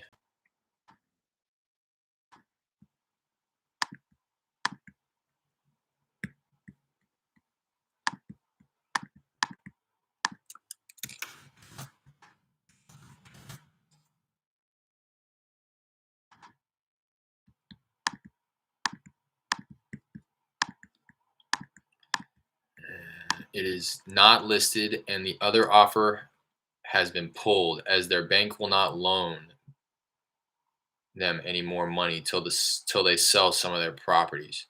So this is the guy who was asking for the. He has the place that's for sale, um, out near Austin. I said I just took a look now and I see that it's currently listed on market. It also says that you have accepted an offer? Question mark. So he says it is not listed and the other offer has been pulled as their bank will not loan them any more money until they sell some of their properties. I'm gonna pull this one back up real quick. This one was in great condition as well. Um, but it looks like he's asking just way too much. Um, Granted, he's not going to walk away with all that after commissions and stuff. So he may be willing to take, or he should be willing to take less for a cash offer. But let me pull it up here. I want to see what it says in the description. Charming 2-bedroom, 1-bath home situated on a nice corner lot with ample shade trees. The home features original hardwood flooring.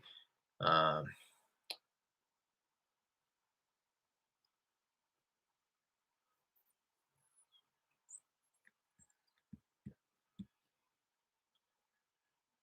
Central air. No, it does not look like it has a garage, just a carport. Looking to confirm that. Attached carport driveway. Um, but it's in great condition. Now, I'm gonna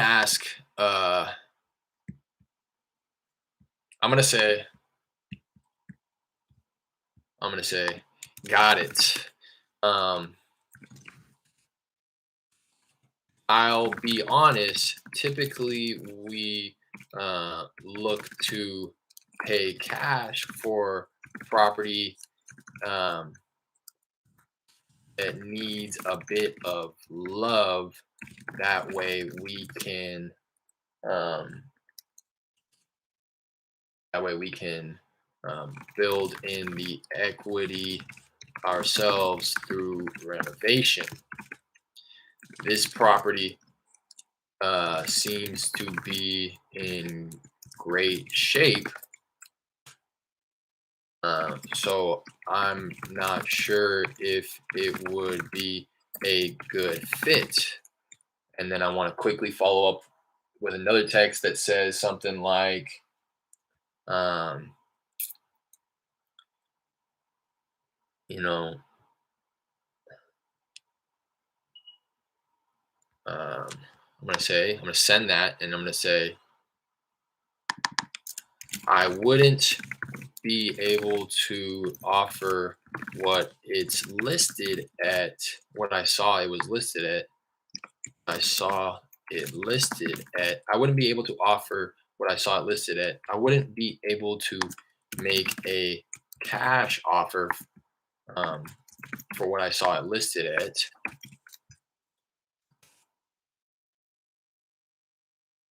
Um,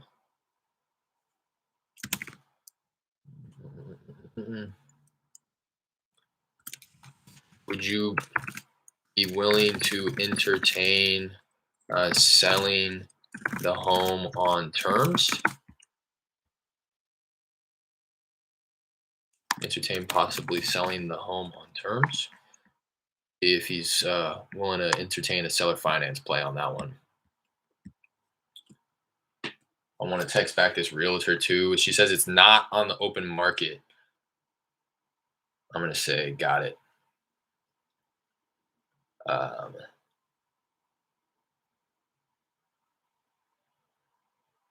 um,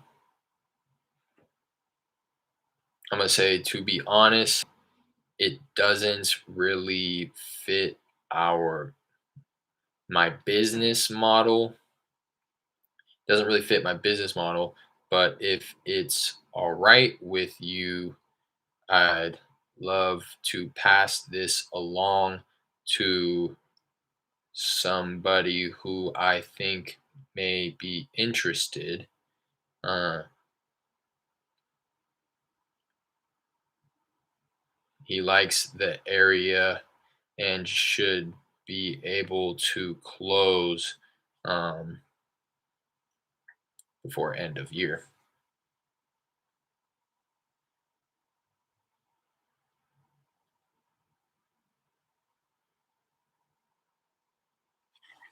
Just so I can kind of set the stage for when my buyer who I reached out to and passed along the information, when he reaches out to her, it doesn't come as a surprise. Or although it seems as if she's probably texting a lot of people, because again, the last time I talked to this woman was back in August, and she randomly just sent me this property.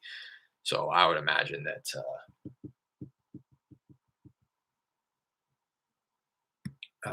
she's probably talking to a lot of different people. But I want to finish that conversation off with her of kind of letting her know why it's not fitting my business model. Let her know the properties that I typically like to buy, um, quote unquote buy. And in case she ever comes across some of these properties, I'd love for her to keep me in mind. We could definitely close quickly, and just kind of reiterate the benefits. We could definitely close quickly on these properties. Closing quickly here isn't the real issue. It's just that this property doesn't necessarily fit my business model. Um, but if you ever come across anything that needs some love, please keep me in mind. I'd love for you to keep me in mind, and I'd make sure you can get compensated, all that good stuff. I want to finish the conversation kind of transitioning into possible future opportunities with her, as opposed to just saying, no, this property's not for me later. She brought me this property. So she definitely has, I'd imagine, other properties that people are bringing her in similar situations. So let me hop in to the dialer here. Yes, please. That would be amazing. Thank you so much, she says. So there you go.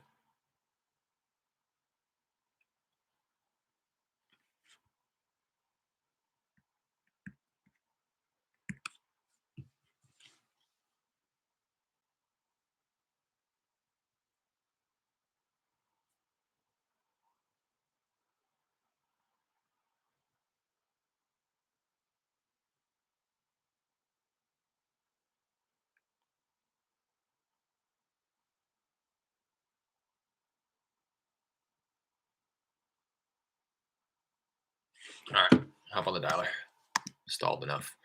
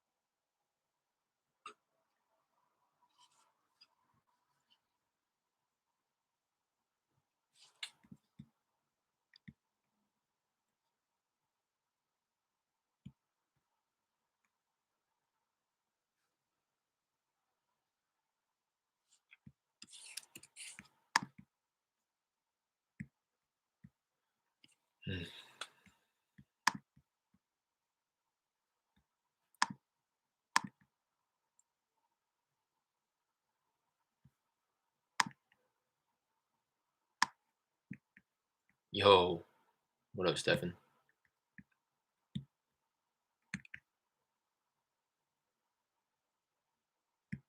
Let's on the dialer right now, waiting for the first answer. Seems like I've been sitting here for a cool minute though. Wonder how many lines it's dialing.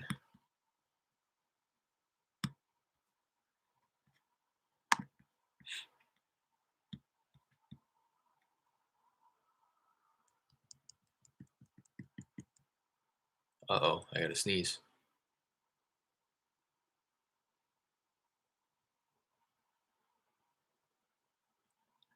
Uh-oh.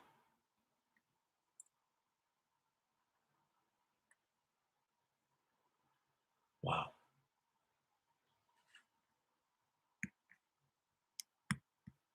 I've never had my nose tickle so aggressively.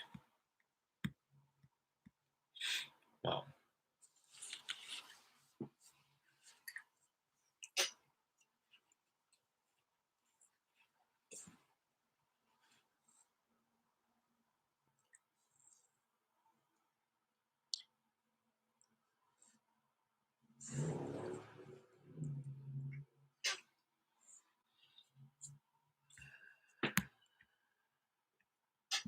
Yeah, call tools.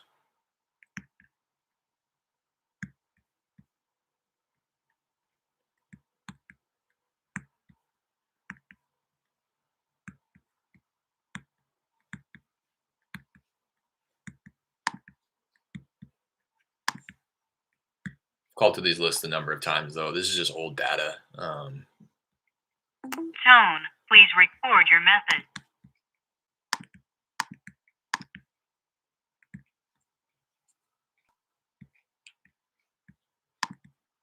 So it's not coming as a surprise that people aren't really picking up.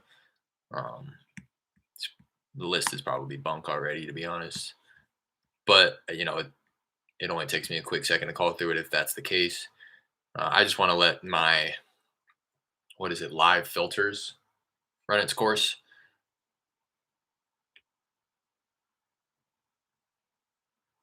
I think that's live filters.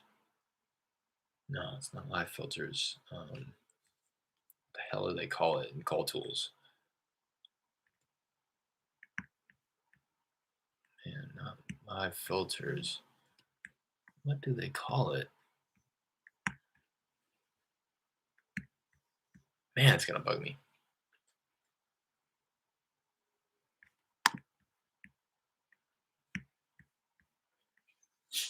Funnels, sales funnels is what they call it. That's when you decide like how many times you're gonna call through the list and stuff.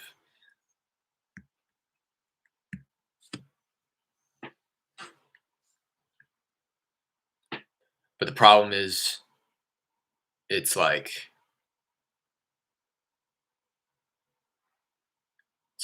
how do I say this? It may even be system wide. Like once you set up your sales funnel. At the tone, please record your That's funny. message. It's the same guy, different property. Um, um, Once you set that up, it's for like all the campaigns, or you can't like say I want to call each property, each number associated with each property 3 times.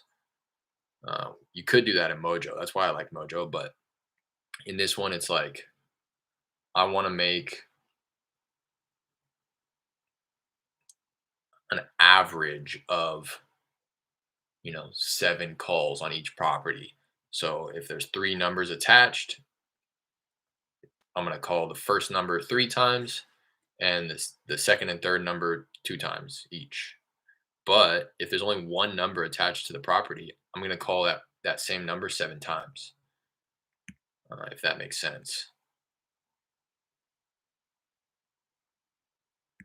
I don't have any VAs, Stefan. I'm a one-man show here, so um, don't have any insight on that. I did at one point have 2 cold callers that were on Mojo.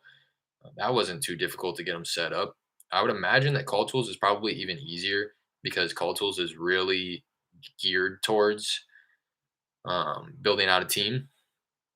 I say that because you can add unlimited amount of members for the same price. It's not any more expensive. And they have like call recording that's set up for free.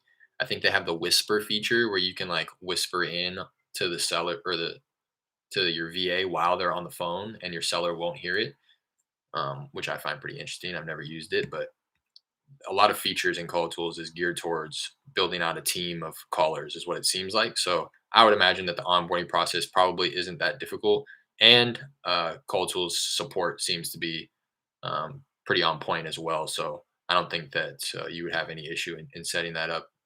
I would just turn to support right away and not try to figure it out yourself. You're going to save a lot of time doing that because I'm sure they're willing to help you out. As generic as that response is, go to support. But it does seem like it's probably the best bet. Batch Dallas Fire, give it a free trial. Man, I know. I see everybody. A couple people in my coaching program said that they have switched over from cold tools to batch. I feel like I would be doing myself a disservice by switching over right now, though, after I just, put in a lot of effort to finally get my system refined on cold tools. Um, you know, I just personally, though, I have a big ego. Hello? Hello?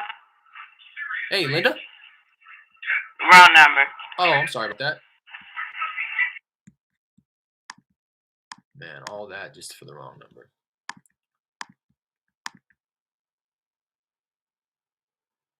10 or 5. I don't have, I think mine's at 3 right now. That's something that I'm wanting to take note of. These are like old lists, so I have it, I think, on 5 just because I'm burning through it pretty quickly and a lot of people aren't really answering. But when I get a new list in there, I think what I'm going to do is start with 2 lines, to be quite honest, the first time I call through. And then the next time I call through, up it to 3. The next time I call through, up it to 4. Just because the more lines that you have, the higher your abandon rate's going to be. Especially in the beginning, if you're just calling through it the first time, you're going to get a lot of answers. A lot of people are going to pick up, but a lot of them are going to be wrong numbers. You know, a lot of people are going to be wrong numbers, but I think that's what I'm going to do. I don't think I'm going to go any higher than 5, to be quite honest. Um, I hear some of the pros in the industry. I've heard a lot of people recommend that you really shouldn't go any higher than 5.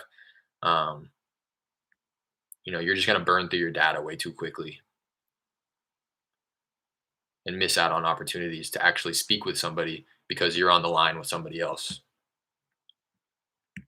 That's really what I've been trying to focus on is finding the happy medium of the number of lines that I can dial off of to increase my contact rate, but not add so many lines that it's going to increase my abandon rate as well. So trying to find that the sweet spot of, yeah, sacrificing some people on the other line when I'm talking to somebody else, but also trying to increase my contact rate constantly because it doesn't, if you're able to pull in 50 contacts in an hour because you're dialing off of 10 lines, I would imagine that you're probably missed out on an opportunity to speak with another 20, 30 people because you can't talk to 2 people at once. You can't be on 2 lines at once. So is it worth it to get 50 contacts in an hour if you're missing out on an opportunity to talk to another 20, 30 people?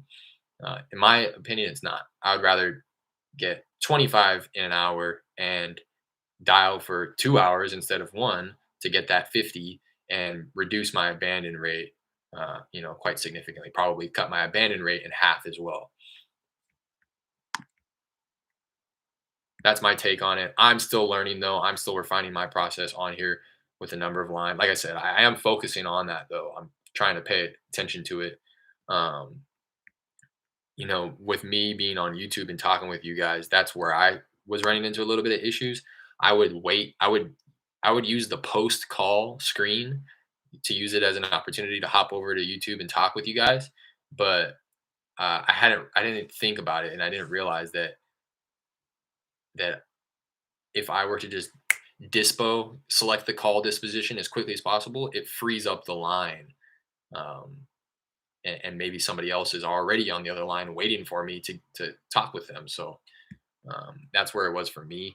is just trying my best to reduce the amount of time that I spend on my post call screen. That has definitely reduced my abandon rate.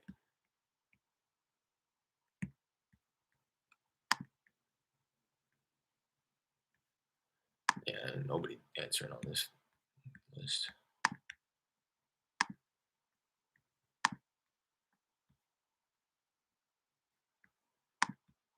I'm gonna hop into a different campaign here. There we go.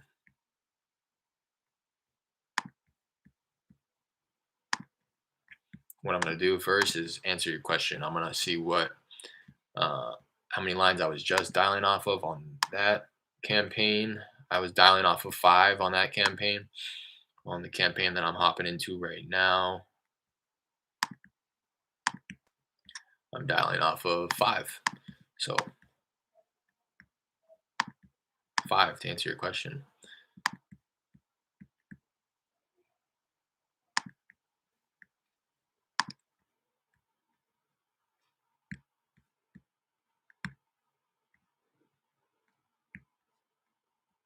Wow. Okay. Yeah. Yeah. I mean, like, again, I was taking down good contact rate, but then I would check my abandon rate after the fact. Just kind of reviewing the stats, and it would be like upwards of 33%, like a third, like 1 out of every 3 people that answered my phone call, I wasn't even there to talk with them because I was on the line with somebody else, or I was in the post call screen for another call. Um, that's really where I'm focused on is my abandon rate at the present moment. Contact rate and abandon rate, and trying to find that sweet spot. Because, like I mentioned, with a lot of other stuff, with my limited marketing budget, little things here and there add up. So I try to do my very best to get everything in check and make sure that I'm not, wasting time or money in any area of my process if it can be avoided.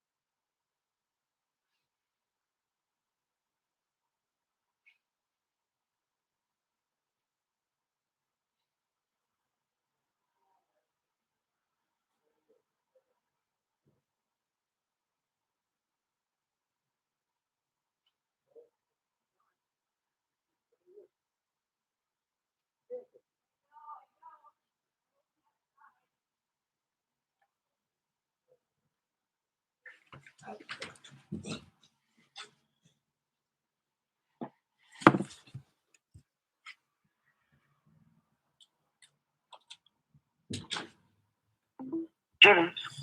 Hey, Sergio. Uh-huh. Sergio, how's it going? This is Derek. Sorry, I know this is a bit random, but I was calling about a property I believe you own on Riverside Grove Drive. I sold it already. Ah, okay, completely understand. While I have you, would you happen to have any others you might consider selling at the moment? No, not right now.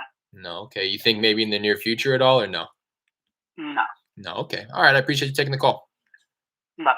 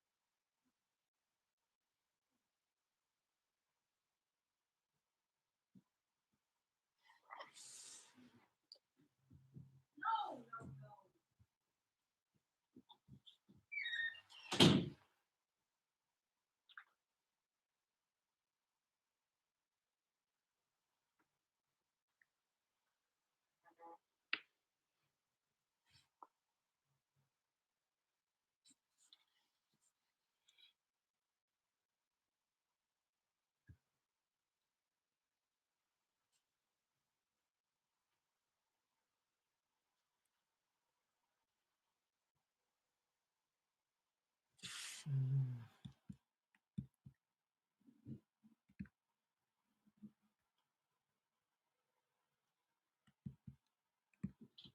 you feel 2 or 3 is kind of slow? I feel like I'd be waiting forever. Um, well, no. Uh, I was calling off of three in on. Hello, hello. I was calling off of 3 when I used Mojo Dialer and closed a couple deals using that. So, yeah, y- I found that I was waiting anywhere from like 3 to 4 minutes on a good day to upwards of 7 to 8 on a slow day, um, per contact. So yeah, sounds like he was an investor. Yeah, wasn't wanting to sell, that's for sure. Going back and forth with my buyer here. He asked if they had an asking price on that property that the realtor sent me.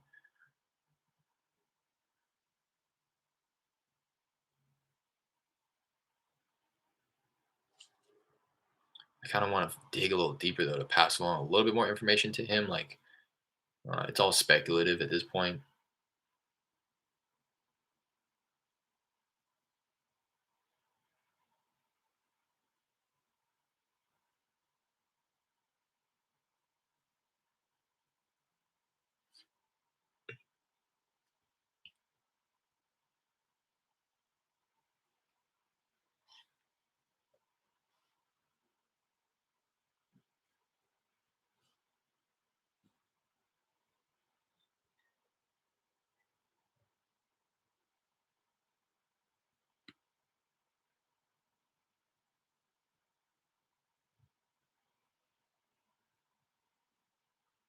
I'm just gonna ask: is there a reason she's wanting to sell so quickly?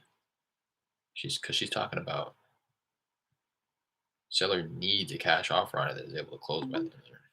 Hello. Hello. Hey, Robert. Who are you calling? I'm looking for the owner of a property on Amesbury Lane. Do I have the right number here? You have the right number, but we're not interested. Gotcha. Okay. Well, I appreciate you taking the call.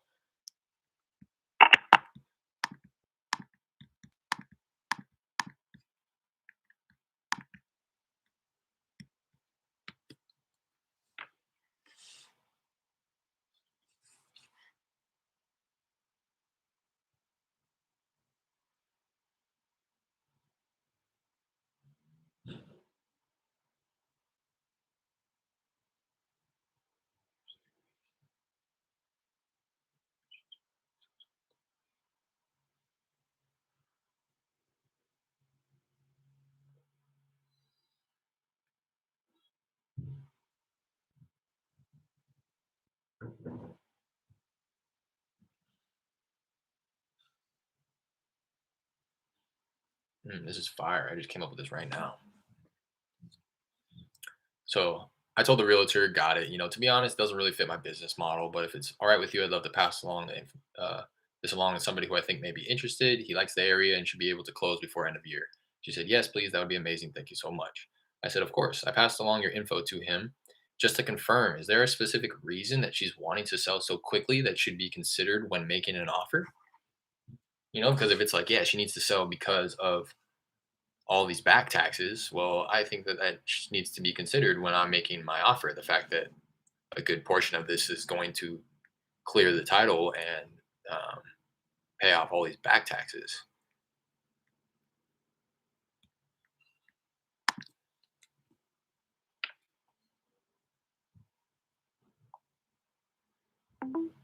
Hello?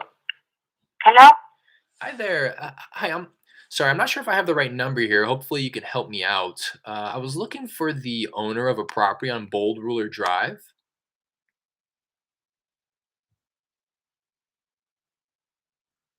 Hello? Hello? Yes, can you hear me? Hello? Hello? Can you hear me, ma'am? Yeah.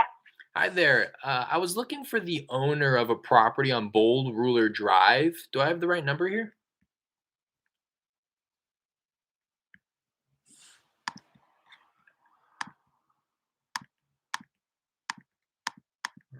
just hung up on her. I'm not trying to waste my time. I couldn't pronounce her name. That's why I pitched it the way that I pitched it.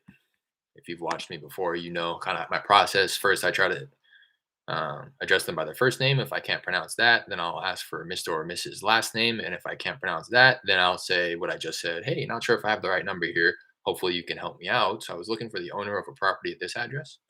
And more often than not, they'll say, yeah, that's me. We're not interested. Or no, you have the wrong number. Or, yeah, that's me. What do you need? And I said, yeah, I just wanted to give you a quick call and wanted to see if you'd ever consider an offer on your property.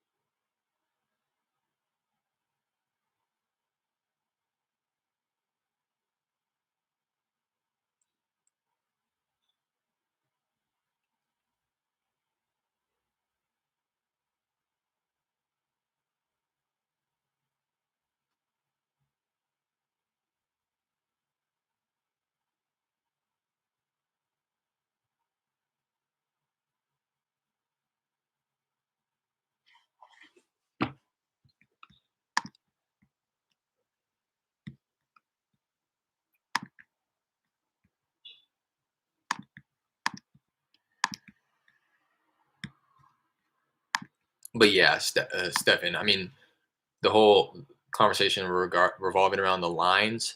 Um, I personally don't think that I have enough data to really truly test it the way that I want to be able to, answer that appropriately and confidently.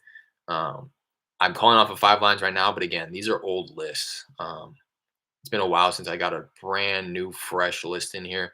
I have some in there, but I want to make sure that I run it, your name and phone number. run the course of the text message campaign before I go to call them because I don't want to waste my time. If they're not interested and they're willing to tell me that through text, I don't want to waste my time and call them. But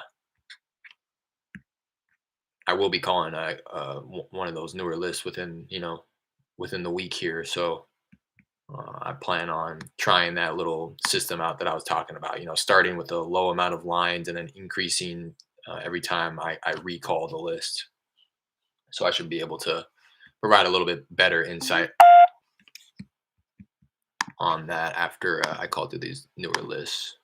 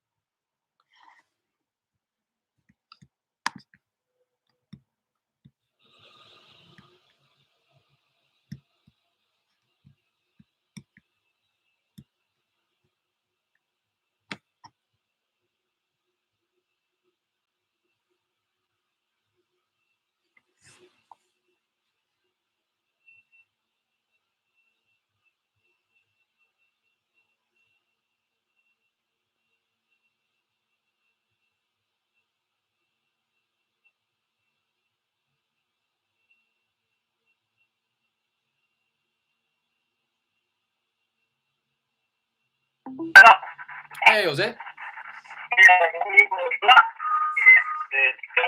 Hello? Hello. Hey, Jose? I can hardly hear the guy.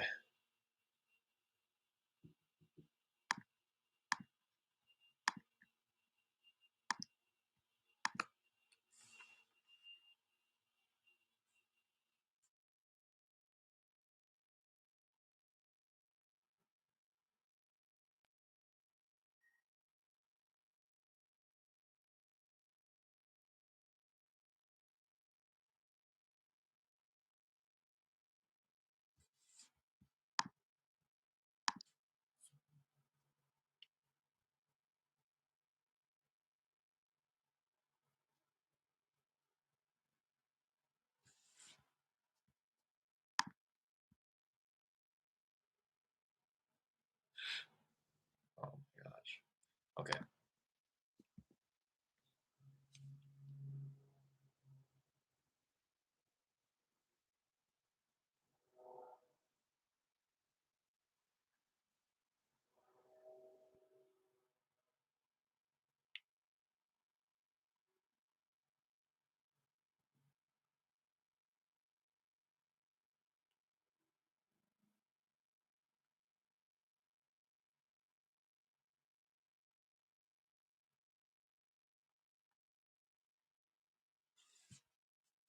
All right.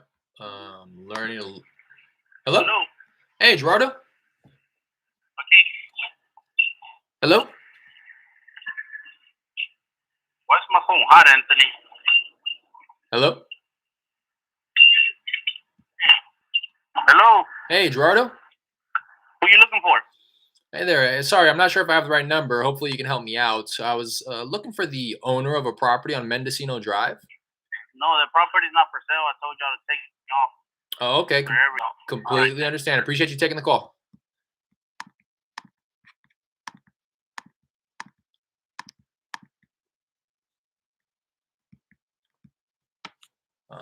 Learning a little bit more here. I'm digging a little bit deeper with this realtor. So again, what's happening here is this realtor, because I see a few people just jumped in. This realtor randomly texted me back. I guess I had talked with her back in August, because I see the text that I sent her, and I said, "Hey there, this is Derek. We just spoke regarding your property with the long-term tenant in place. If you're looking to part ways with that or any of your other properties, yada yada yada." And then she randomly texted me 4 months later, just with a straight address, saying seller needs a cash offer on that. Uh, Seller needs a cash offer on it that is able to close by New Year's Eve. And she signed off with her name and her brokerage and stuff like that. So I knew it was a realtor right from the jump. I tried to find her in my system to try to recall the conversation that I had with her back in August, but I couldn't find her. I said, thanks for reaching out. Just took a look on HAR. How recent are those pictures? HAR is, I'm not really familiar with what HAR specifically is. I just kind of treat it like Houston's Zillow, or Houston's MLS. It's where realtors will list properties, or it may be Texas wide, specifically in Texas. So a lot of time. Hello?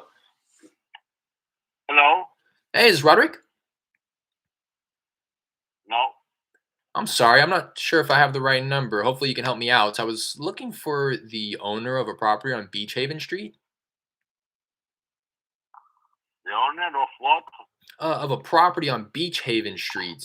Do I have the right number here? No. Oh, okay. I'm sorry about that. Okay, thank you. Bye bye. Bye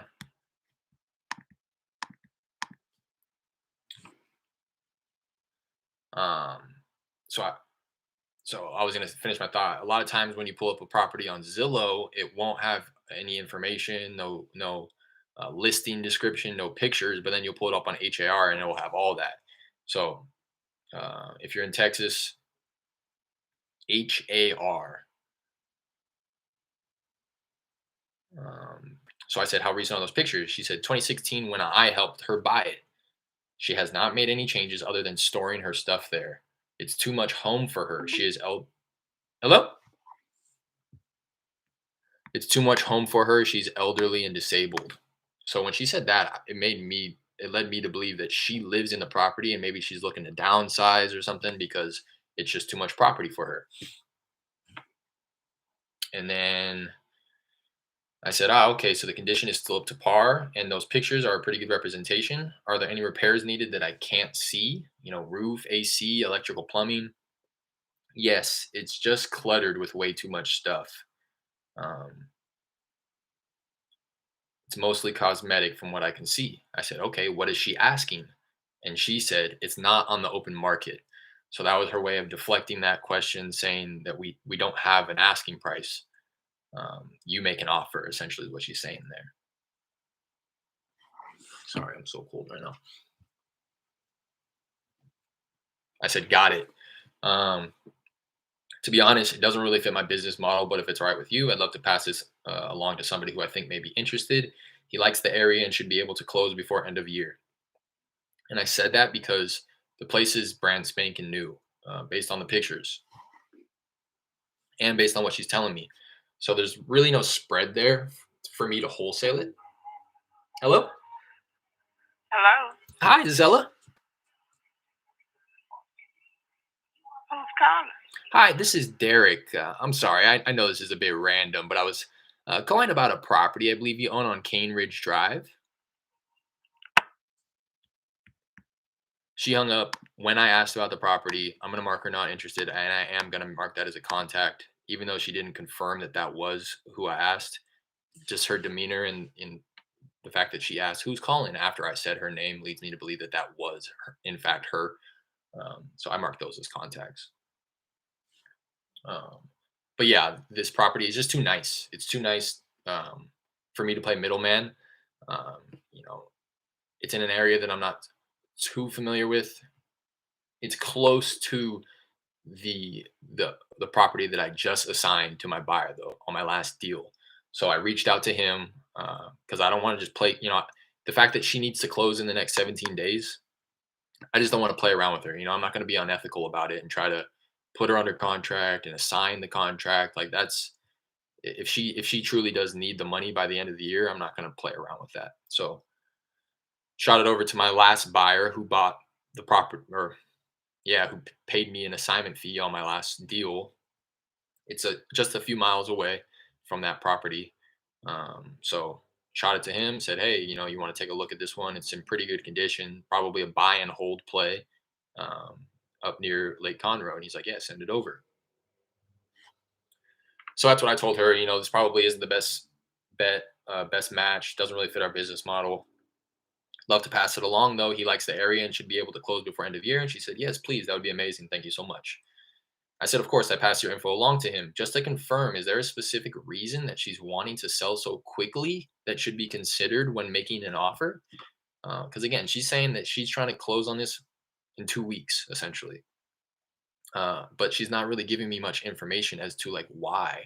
So I thought that that was a fire question right there. Is there a reason that she's wanting to sell so quickly that should be considered when making an offer? Again, she hasn't mentioned the fact that she owes over $7,000 in taxes. I found that out myself by doing a little bit of digging and research. So that's a reason. Um, and then she said, she never lived in the home. She's disabled and elderly, and it's a hardship for her to maintain this home as well as where she lives. I said, oh, okay, that makes sense. So it's currently vacant, which is news to me. Again, the first thing that she said was, it's too much home for her. She's elderly and disabled, which led me to believe that she was living there. But that's not the case. Yes, vacant, but filled with 3 homes worth of stuff. She lost her mom and her sister back to back the last few years. She will need a lease back too until she can get all the stuff out. And with only one arm that works, it's hard for her. This has gotten more and more interesting by the minute. HAR, yep, you got it, Stefan.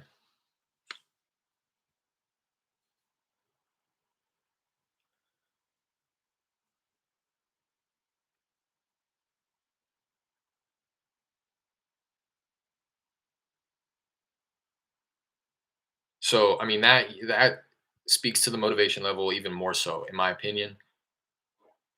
there's a reason why she wants to get paid before the end of the year. There's something going on that they're not disclosing. They don't have to disclose it either. She doesn't have to tell me why she wants to get paid. But there's something going on, because if it wasn't about getting the money quick, then she would just spend however long it's going to take to move the stuff and then sell it. Rather, she wants to sell, get paid, and agree to a lease back in order to get additional time after she gets paid to move all of her stuff out. So something's going on there.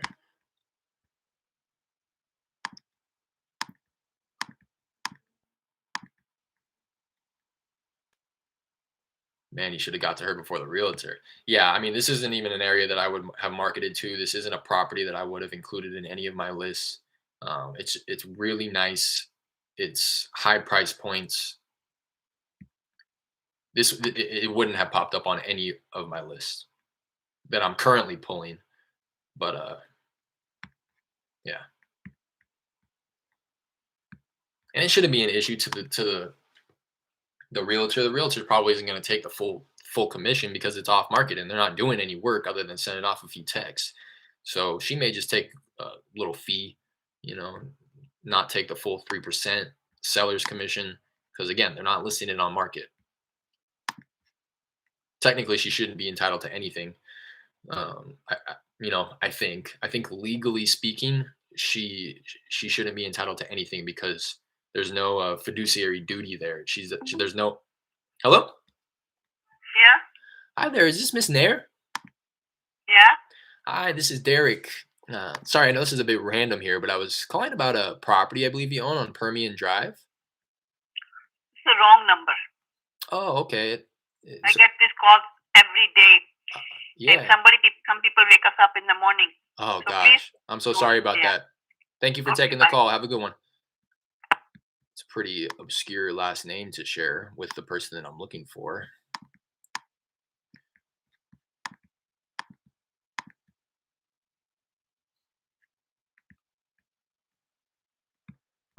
Yeah. Just to continue that, there's something going on here that they're not saying.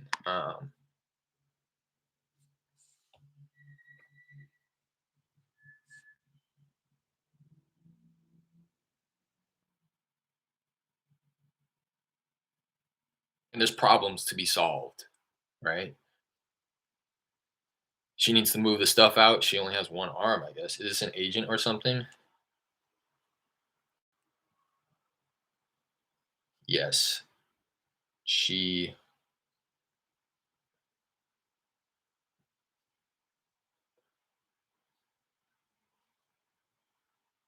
she represented the seller. Hello? So, Hi. Sorry, I'm not sure if I have the right number here. Hopefully, you can help me out. I was looking for the owner of a property on Camino Verde Drive, and the world will never know.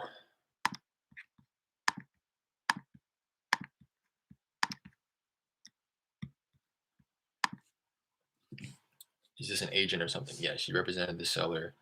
Uh, mm, is the buyer agent when? Hey, Jorge. hello? Hi, I'm sorry. Is this Miss Garcia? No, I think you have the wrong number. Oh, I'm sorry about that.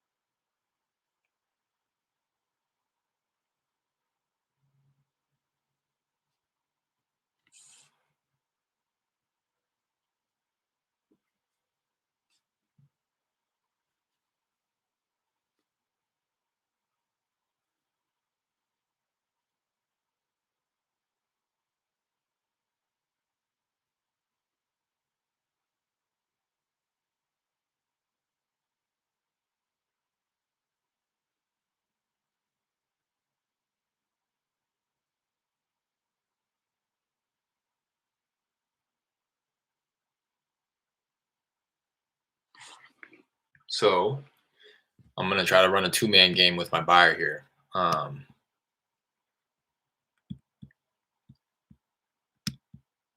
Man, the cold calling is dry as hell today. I know it's my list though. I need to get some new lists in here. Name and number, and I'll get back to you as soon as I can.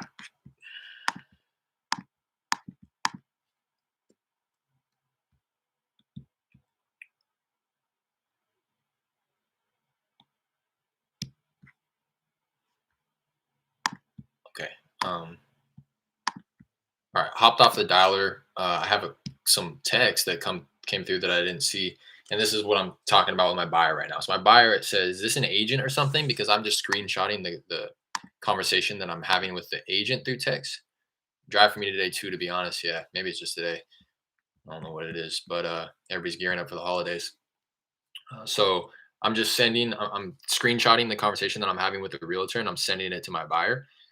And he's like, "Is this an agent or something?" And I said, "Yeah, she represented the woman as the buyer agent when she bought the property 5 years ago. Sounds like she's just doing the seller a favor now by reaching out to some of her contacts." And then I sent the next screenshot that has the realtor telling me, yeah, it's vacant, but it has 3 homes worth of stuff in it. She lost her mom and her sister back to back the last few years. She will need a lease back too until she can get all the stuff out. And with only one arm that works, it's hard for her. And I told my buyer, definitely some motivation here and possibly something that she's not sharing with me. Seems odd to me that she wants to get paid in the next 2 weeks, but also requesting a lease back. Might be worth shooting your shot just to see. And then I asked, if you want, I can throw out a feeler offer for you to see how she responds before you approach her. I think that's probably the best bet here. And I think that that's a really good idea. Hopefully he can. I just want him to run the numbers though, so that he knows like where, like, so that he tells me, yeah, I would need to be somewhere around here, and then I may throw out something uh, lower than that, so that when he does approach her officially and make his offer, that it seems that much more attractive. We talked about this the other day on here, playing that two-man game. If you have a partner, it's very easy to play. You have the seller, you have the same phone number, and you have two different people calling as if they don't know each other, but really both people are privy to the situation and know exactly what they're doing. One person comes and offers, X, and the second person comes in and offers Y later. And it's either the second offer is higher than the first, which makes the second offer seem that much more attractive. But it still works, obviously, because that's the offer that you were wanting to make. Or vice versa, you make the offer at the max, like, I can't offer anything more than this, but they're still like, oh no, that's too low. Then you have somebody else come in and offer something even lower with confidence, saying, oh, like what, like you're not accepting my offer for 200,000 because you have another offer for 220. Why didn't you accept that? Like, if I were you, I'd probably go find that person, because 200 is so tight for me. I couldn't go another $1,000 higher. Um, play it like that, and then they're thinking, okay, wow, the 220, that probably is the best thing, the best offer I'm going to be able to get. Kind of a little no mental games. But here we go. Back into the text. Michael says no thanks. Rivera.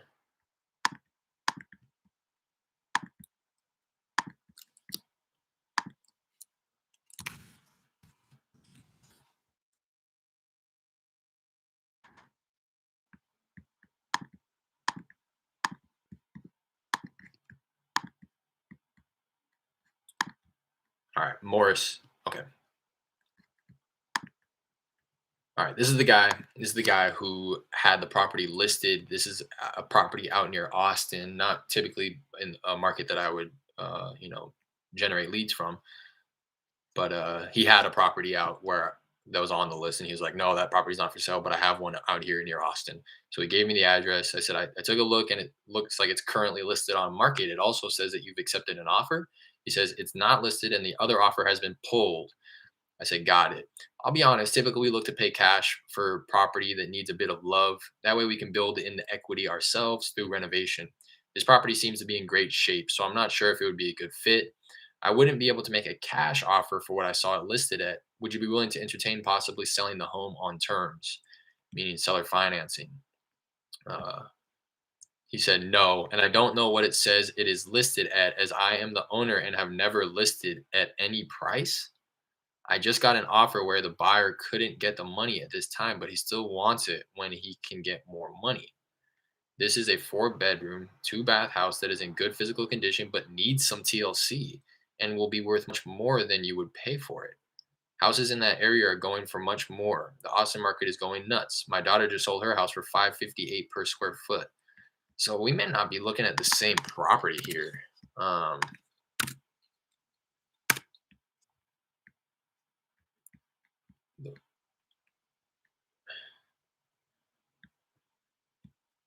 Oh, we're not. I'm tripping. Why does it pop up like that?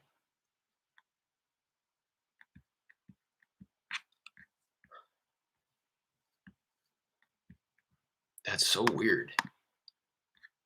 There's like no information on it on the internet, so much so that it just provided me another address that was close by. Should I get on the phone with this guy? I think I'm gonna hop on the phone with this guy real quick.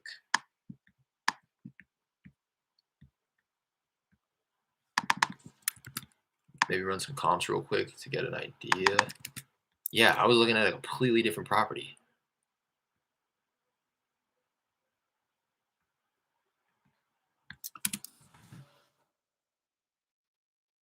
I can't find it.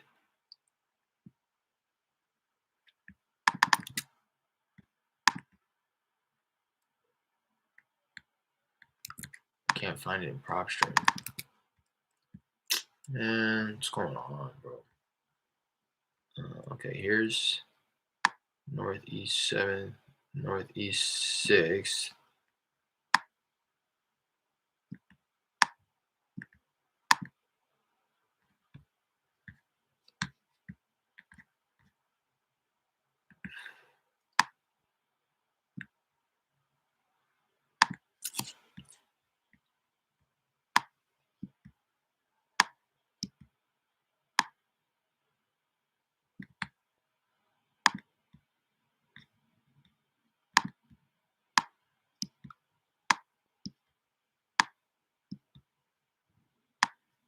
Man, I just can't find the property.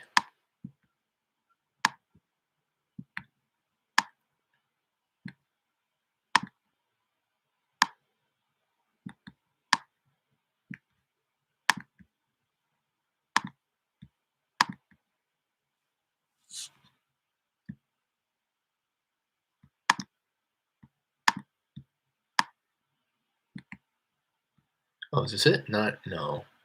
This is 906, though. It must be very close. What's this one? I'm looking for 900. 902.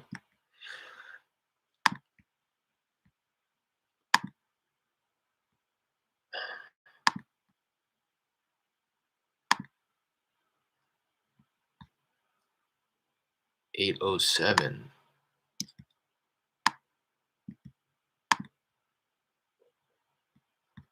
It's just like not here. I don't know what he's talking about. This isn't the right address. I'm going to confirm the address. Oh, 902. Why did I have a 900? What's going on with me right now?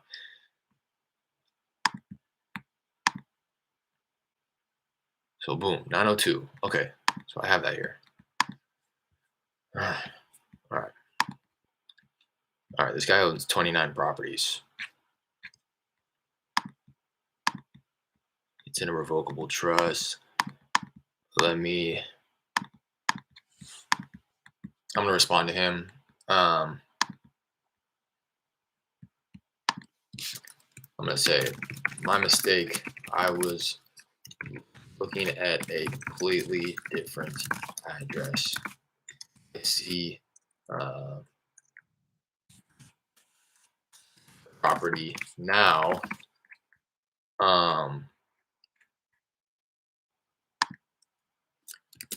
Did you have a number in mind that you'd be, well, yeah, I'm just gonna get straight to it. This guy owns 30 properties. He's a straight shooter, or at least I'd imagine that he is. I see the property now. Did you have a number in mind that you'd be hoping to walk away with?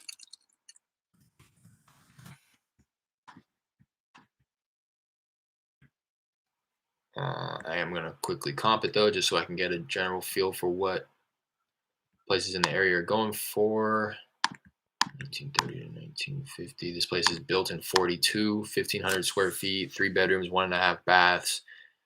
Sits on a lot of about 8,500 square feet. So we have 6 properties in what appears to be the same subdivision. 3 of them are in the same subdivision, but the other 3 are very close, less than a half mile away. The 3 that are in our subdivision sold for 244, 470, and 400. The one that sold for 470 sold back in June of this year. It has 1/2 extra bathroom, so maybe ours sells for 460. It has about 300 extra square feet though, so maybe ours sells for like 430. Same size lot, and this one's 10 years older, so maybe ours sells for like 440. Estimated value on prop stream is 269. Um, that's weird. The one that sold for 244, I can see pictures of. Let's see, I'd imagine it sold as is, which it did, but it's nice. Has a pool. I wonder why this one sold for so cheap. 244 back in December of 2020. This one sold in August for 400,000. Extra bathroom. Call ours maybe 85, 390. Extra 200 square feet. Call ours 370. Same size lot, 5 years newer. Yeah, call ours like 360. Maybe a little higher if you want to take into account the appreciation.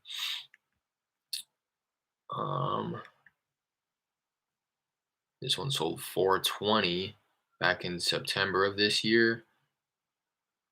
We have an extra bedroom. They have an extra half bath.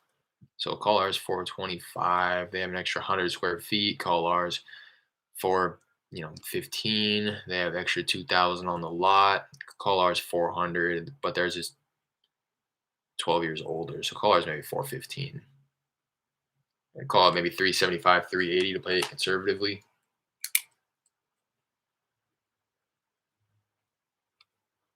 Take a look at these last few here. Sold in 365 4 days ago. So let's take a look at the pictures to see if it sold as is or if it's all fixed up. So this one looks to be not a flip, but very, very, very nice. Vacant. Sold for, what did it sell for? 365. Same bed, same baths. Ours is 200 square feet bigger. Call ours 385. Theirs is almost 4,000 square feet bigger on the lot though, so it's pretty much not even a comp. But that does kind of support it. My ARV. What did I say? Yeah, 375 to 380. This one sold for 365. Yeah, the other ones are just much bigger in square footage. So ours would probably go 385. Yeah, 385. Less because their lot's so big. I'd say 375 to play it safe. This one sold for 289. I'm looking for something that sold as is so I can get a general idea. So this one sold as is based on the pictures. Again, though, not in poor condition whatsoever. But this is probably the worst condition of the bunch here, and it's still really nice. That one sold for 289 back in April. One less bed, half less bath. Call ours 270. We have an extra 250 square feet. Call ours 295. Their lot's a little bit bigger, and theirs is 7 years older. So 295, I think, is good. I would take the average of all these and call it like 380. 380 to play it safe, meaning that for a cash offer, I would have to be somewhere around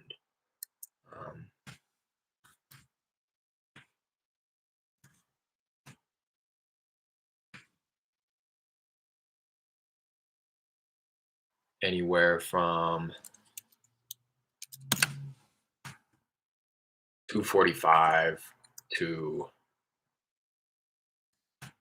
280 for a $20,000 assignment.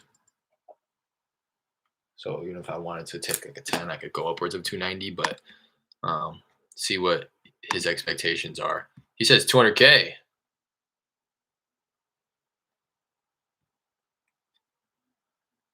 The fuck? Am I missing something here? The estimated value on PropStream is 269.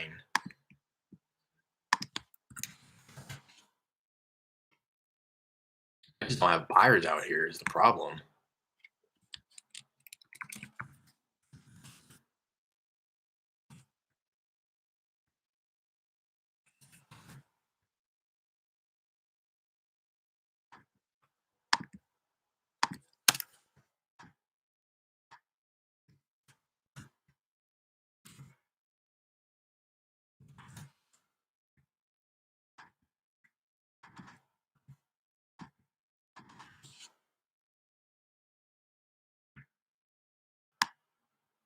Why is it impossible to pull this up on Zillow?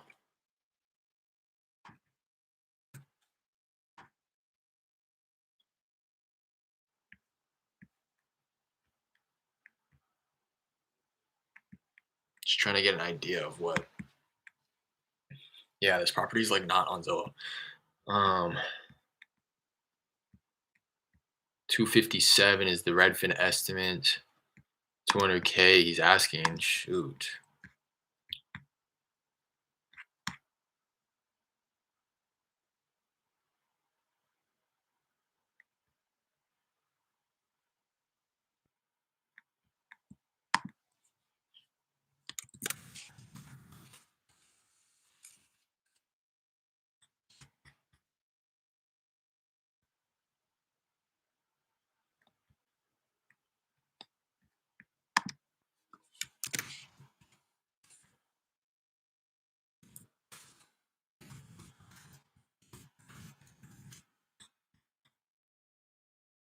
This is a 4-bedroom, 2-bath. So that's even contradicting what it says 3-2, and even contradicts the prop stream that says 3-1.5. So I'm gonna add like another 15,000 on top of ARV. I think you just call it. I mean, I'm just gonna get him under contract. I'm gonna get him under contract. This is I think too good to be true. I don't know if I'm running the numbers incorrectly or what, but um, it looks really bad though. Street view, it looks really bad. I just want to know if it could be salvaged or if it's gonna have to be completely torn down. Um,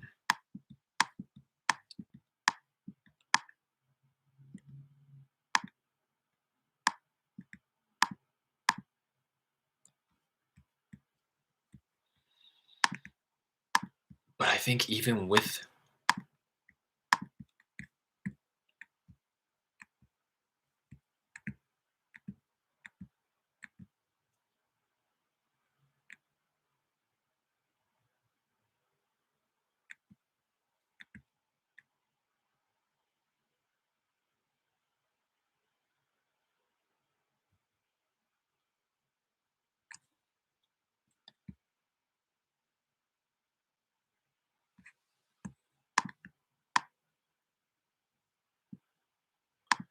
if it's a full gut remodel, 1568 square feet, it's not going to require any more than shoot. Even if it was 80,000, which I don't think it's going to need, if it can fetch 300, it can fetch 380. I just don't know why this estimate or the estimate on PropStream and Redfin are so low when there's properties in the area. I feel like I'm missing something. I mean, granted, it's right across from like an elementary school, but that's not going to deflate the value that much. These properties are in the subdivision that are selling for this price: 244, 470, 400. Even if we wanted to look at this 400 one, he's saying that ours has an extra bedroom and one less half bath, so 405. Call it 485. Yeah, or what? Or 385?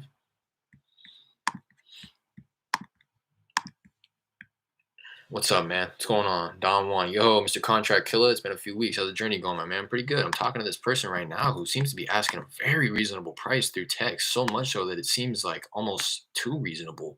Too good to be true. Um, He said, I asked what number in mind, if he had a number in mind he'd be open to walk away with. He said 200K. Um,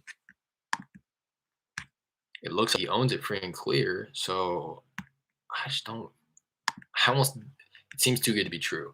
This guy owns like almost 30 properties. So maybe that's why he just doesn't really care and wants to just wipe, just be done with it, wipe his hands clean with it. 200K. I'm going to say if we were able to do that,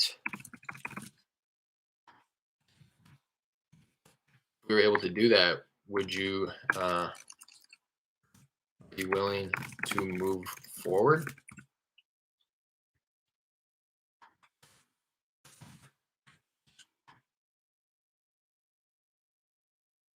Uh,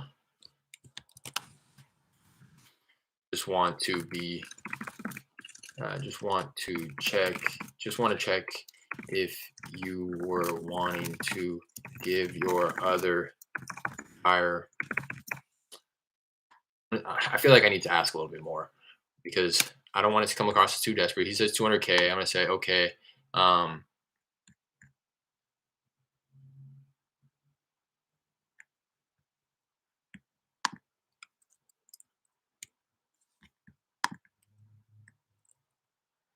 Too good to be true, eh?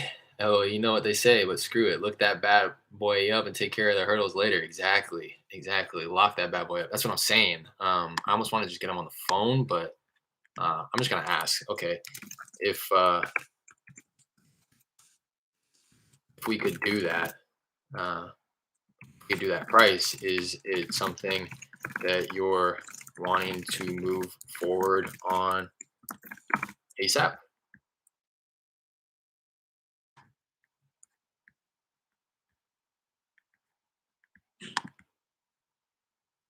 Sheena, again with these these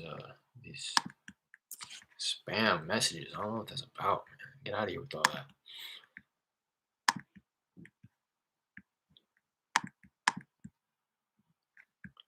I'm still just looking at the area here. I mean, I'm looking at these comps. Um,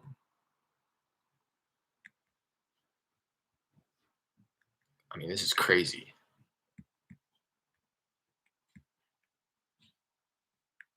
This one built 5 years newer, same lot size. It's about 150 square feet bigger.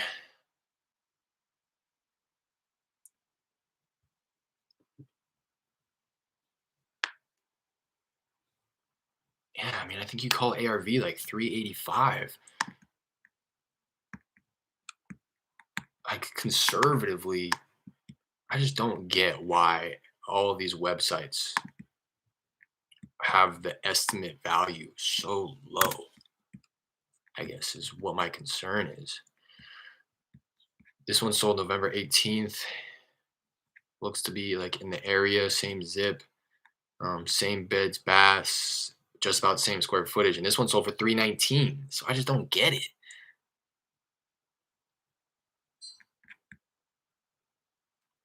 I really don't get it.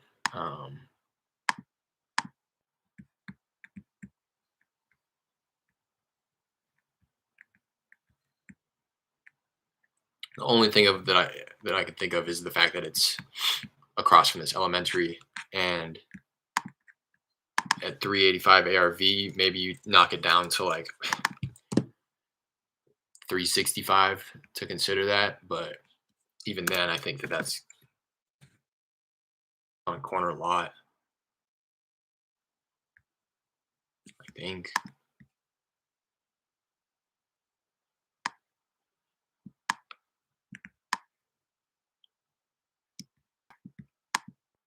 It's hard. Google Street View is not showing me it. Like, these are very old pictures, clearly.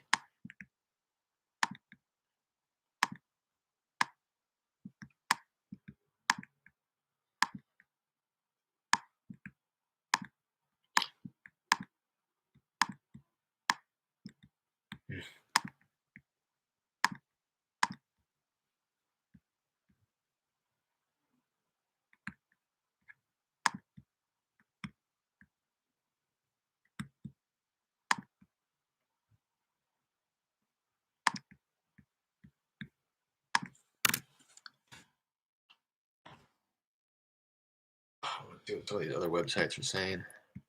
Realty Austin.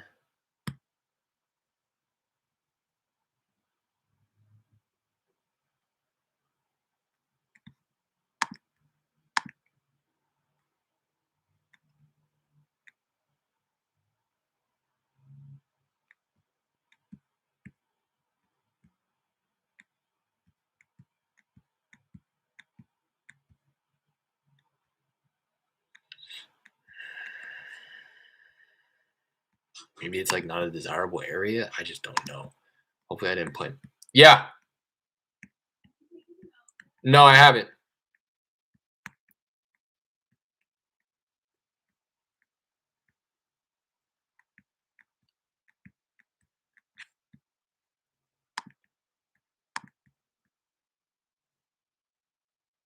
All right.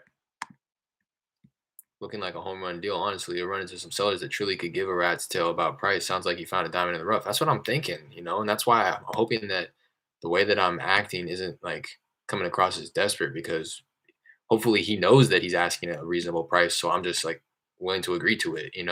I don't want to have to dance with him if he's being reasonable already. I don't want to turn him off by saying, "Is that the best you could do?" It's like, well, yeah, it's the best I could do. He already told me. He said, "This is a 4-bedroom, 2-bath house that is in good physical condition but needs some TLC and will be worth much more than you would pay for it. Houses in that area are going for much more. The market's going nuts. My daughter just sold her house for $558 per square foot, which is incredible." If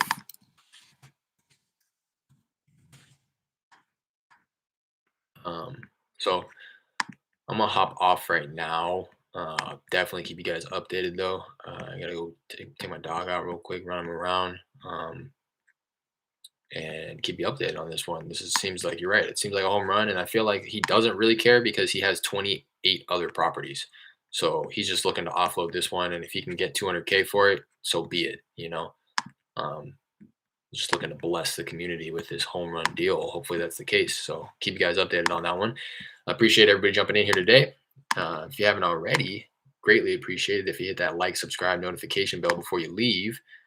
Go live once a day, Monday through Friday. I'm going to try to hop on here tomorrow as well, around the same time. So I will hopefully have some updates for you guys on this one that time tomorrow. So appreciate you guys again. Love you guys. See you tomorrow. Peace.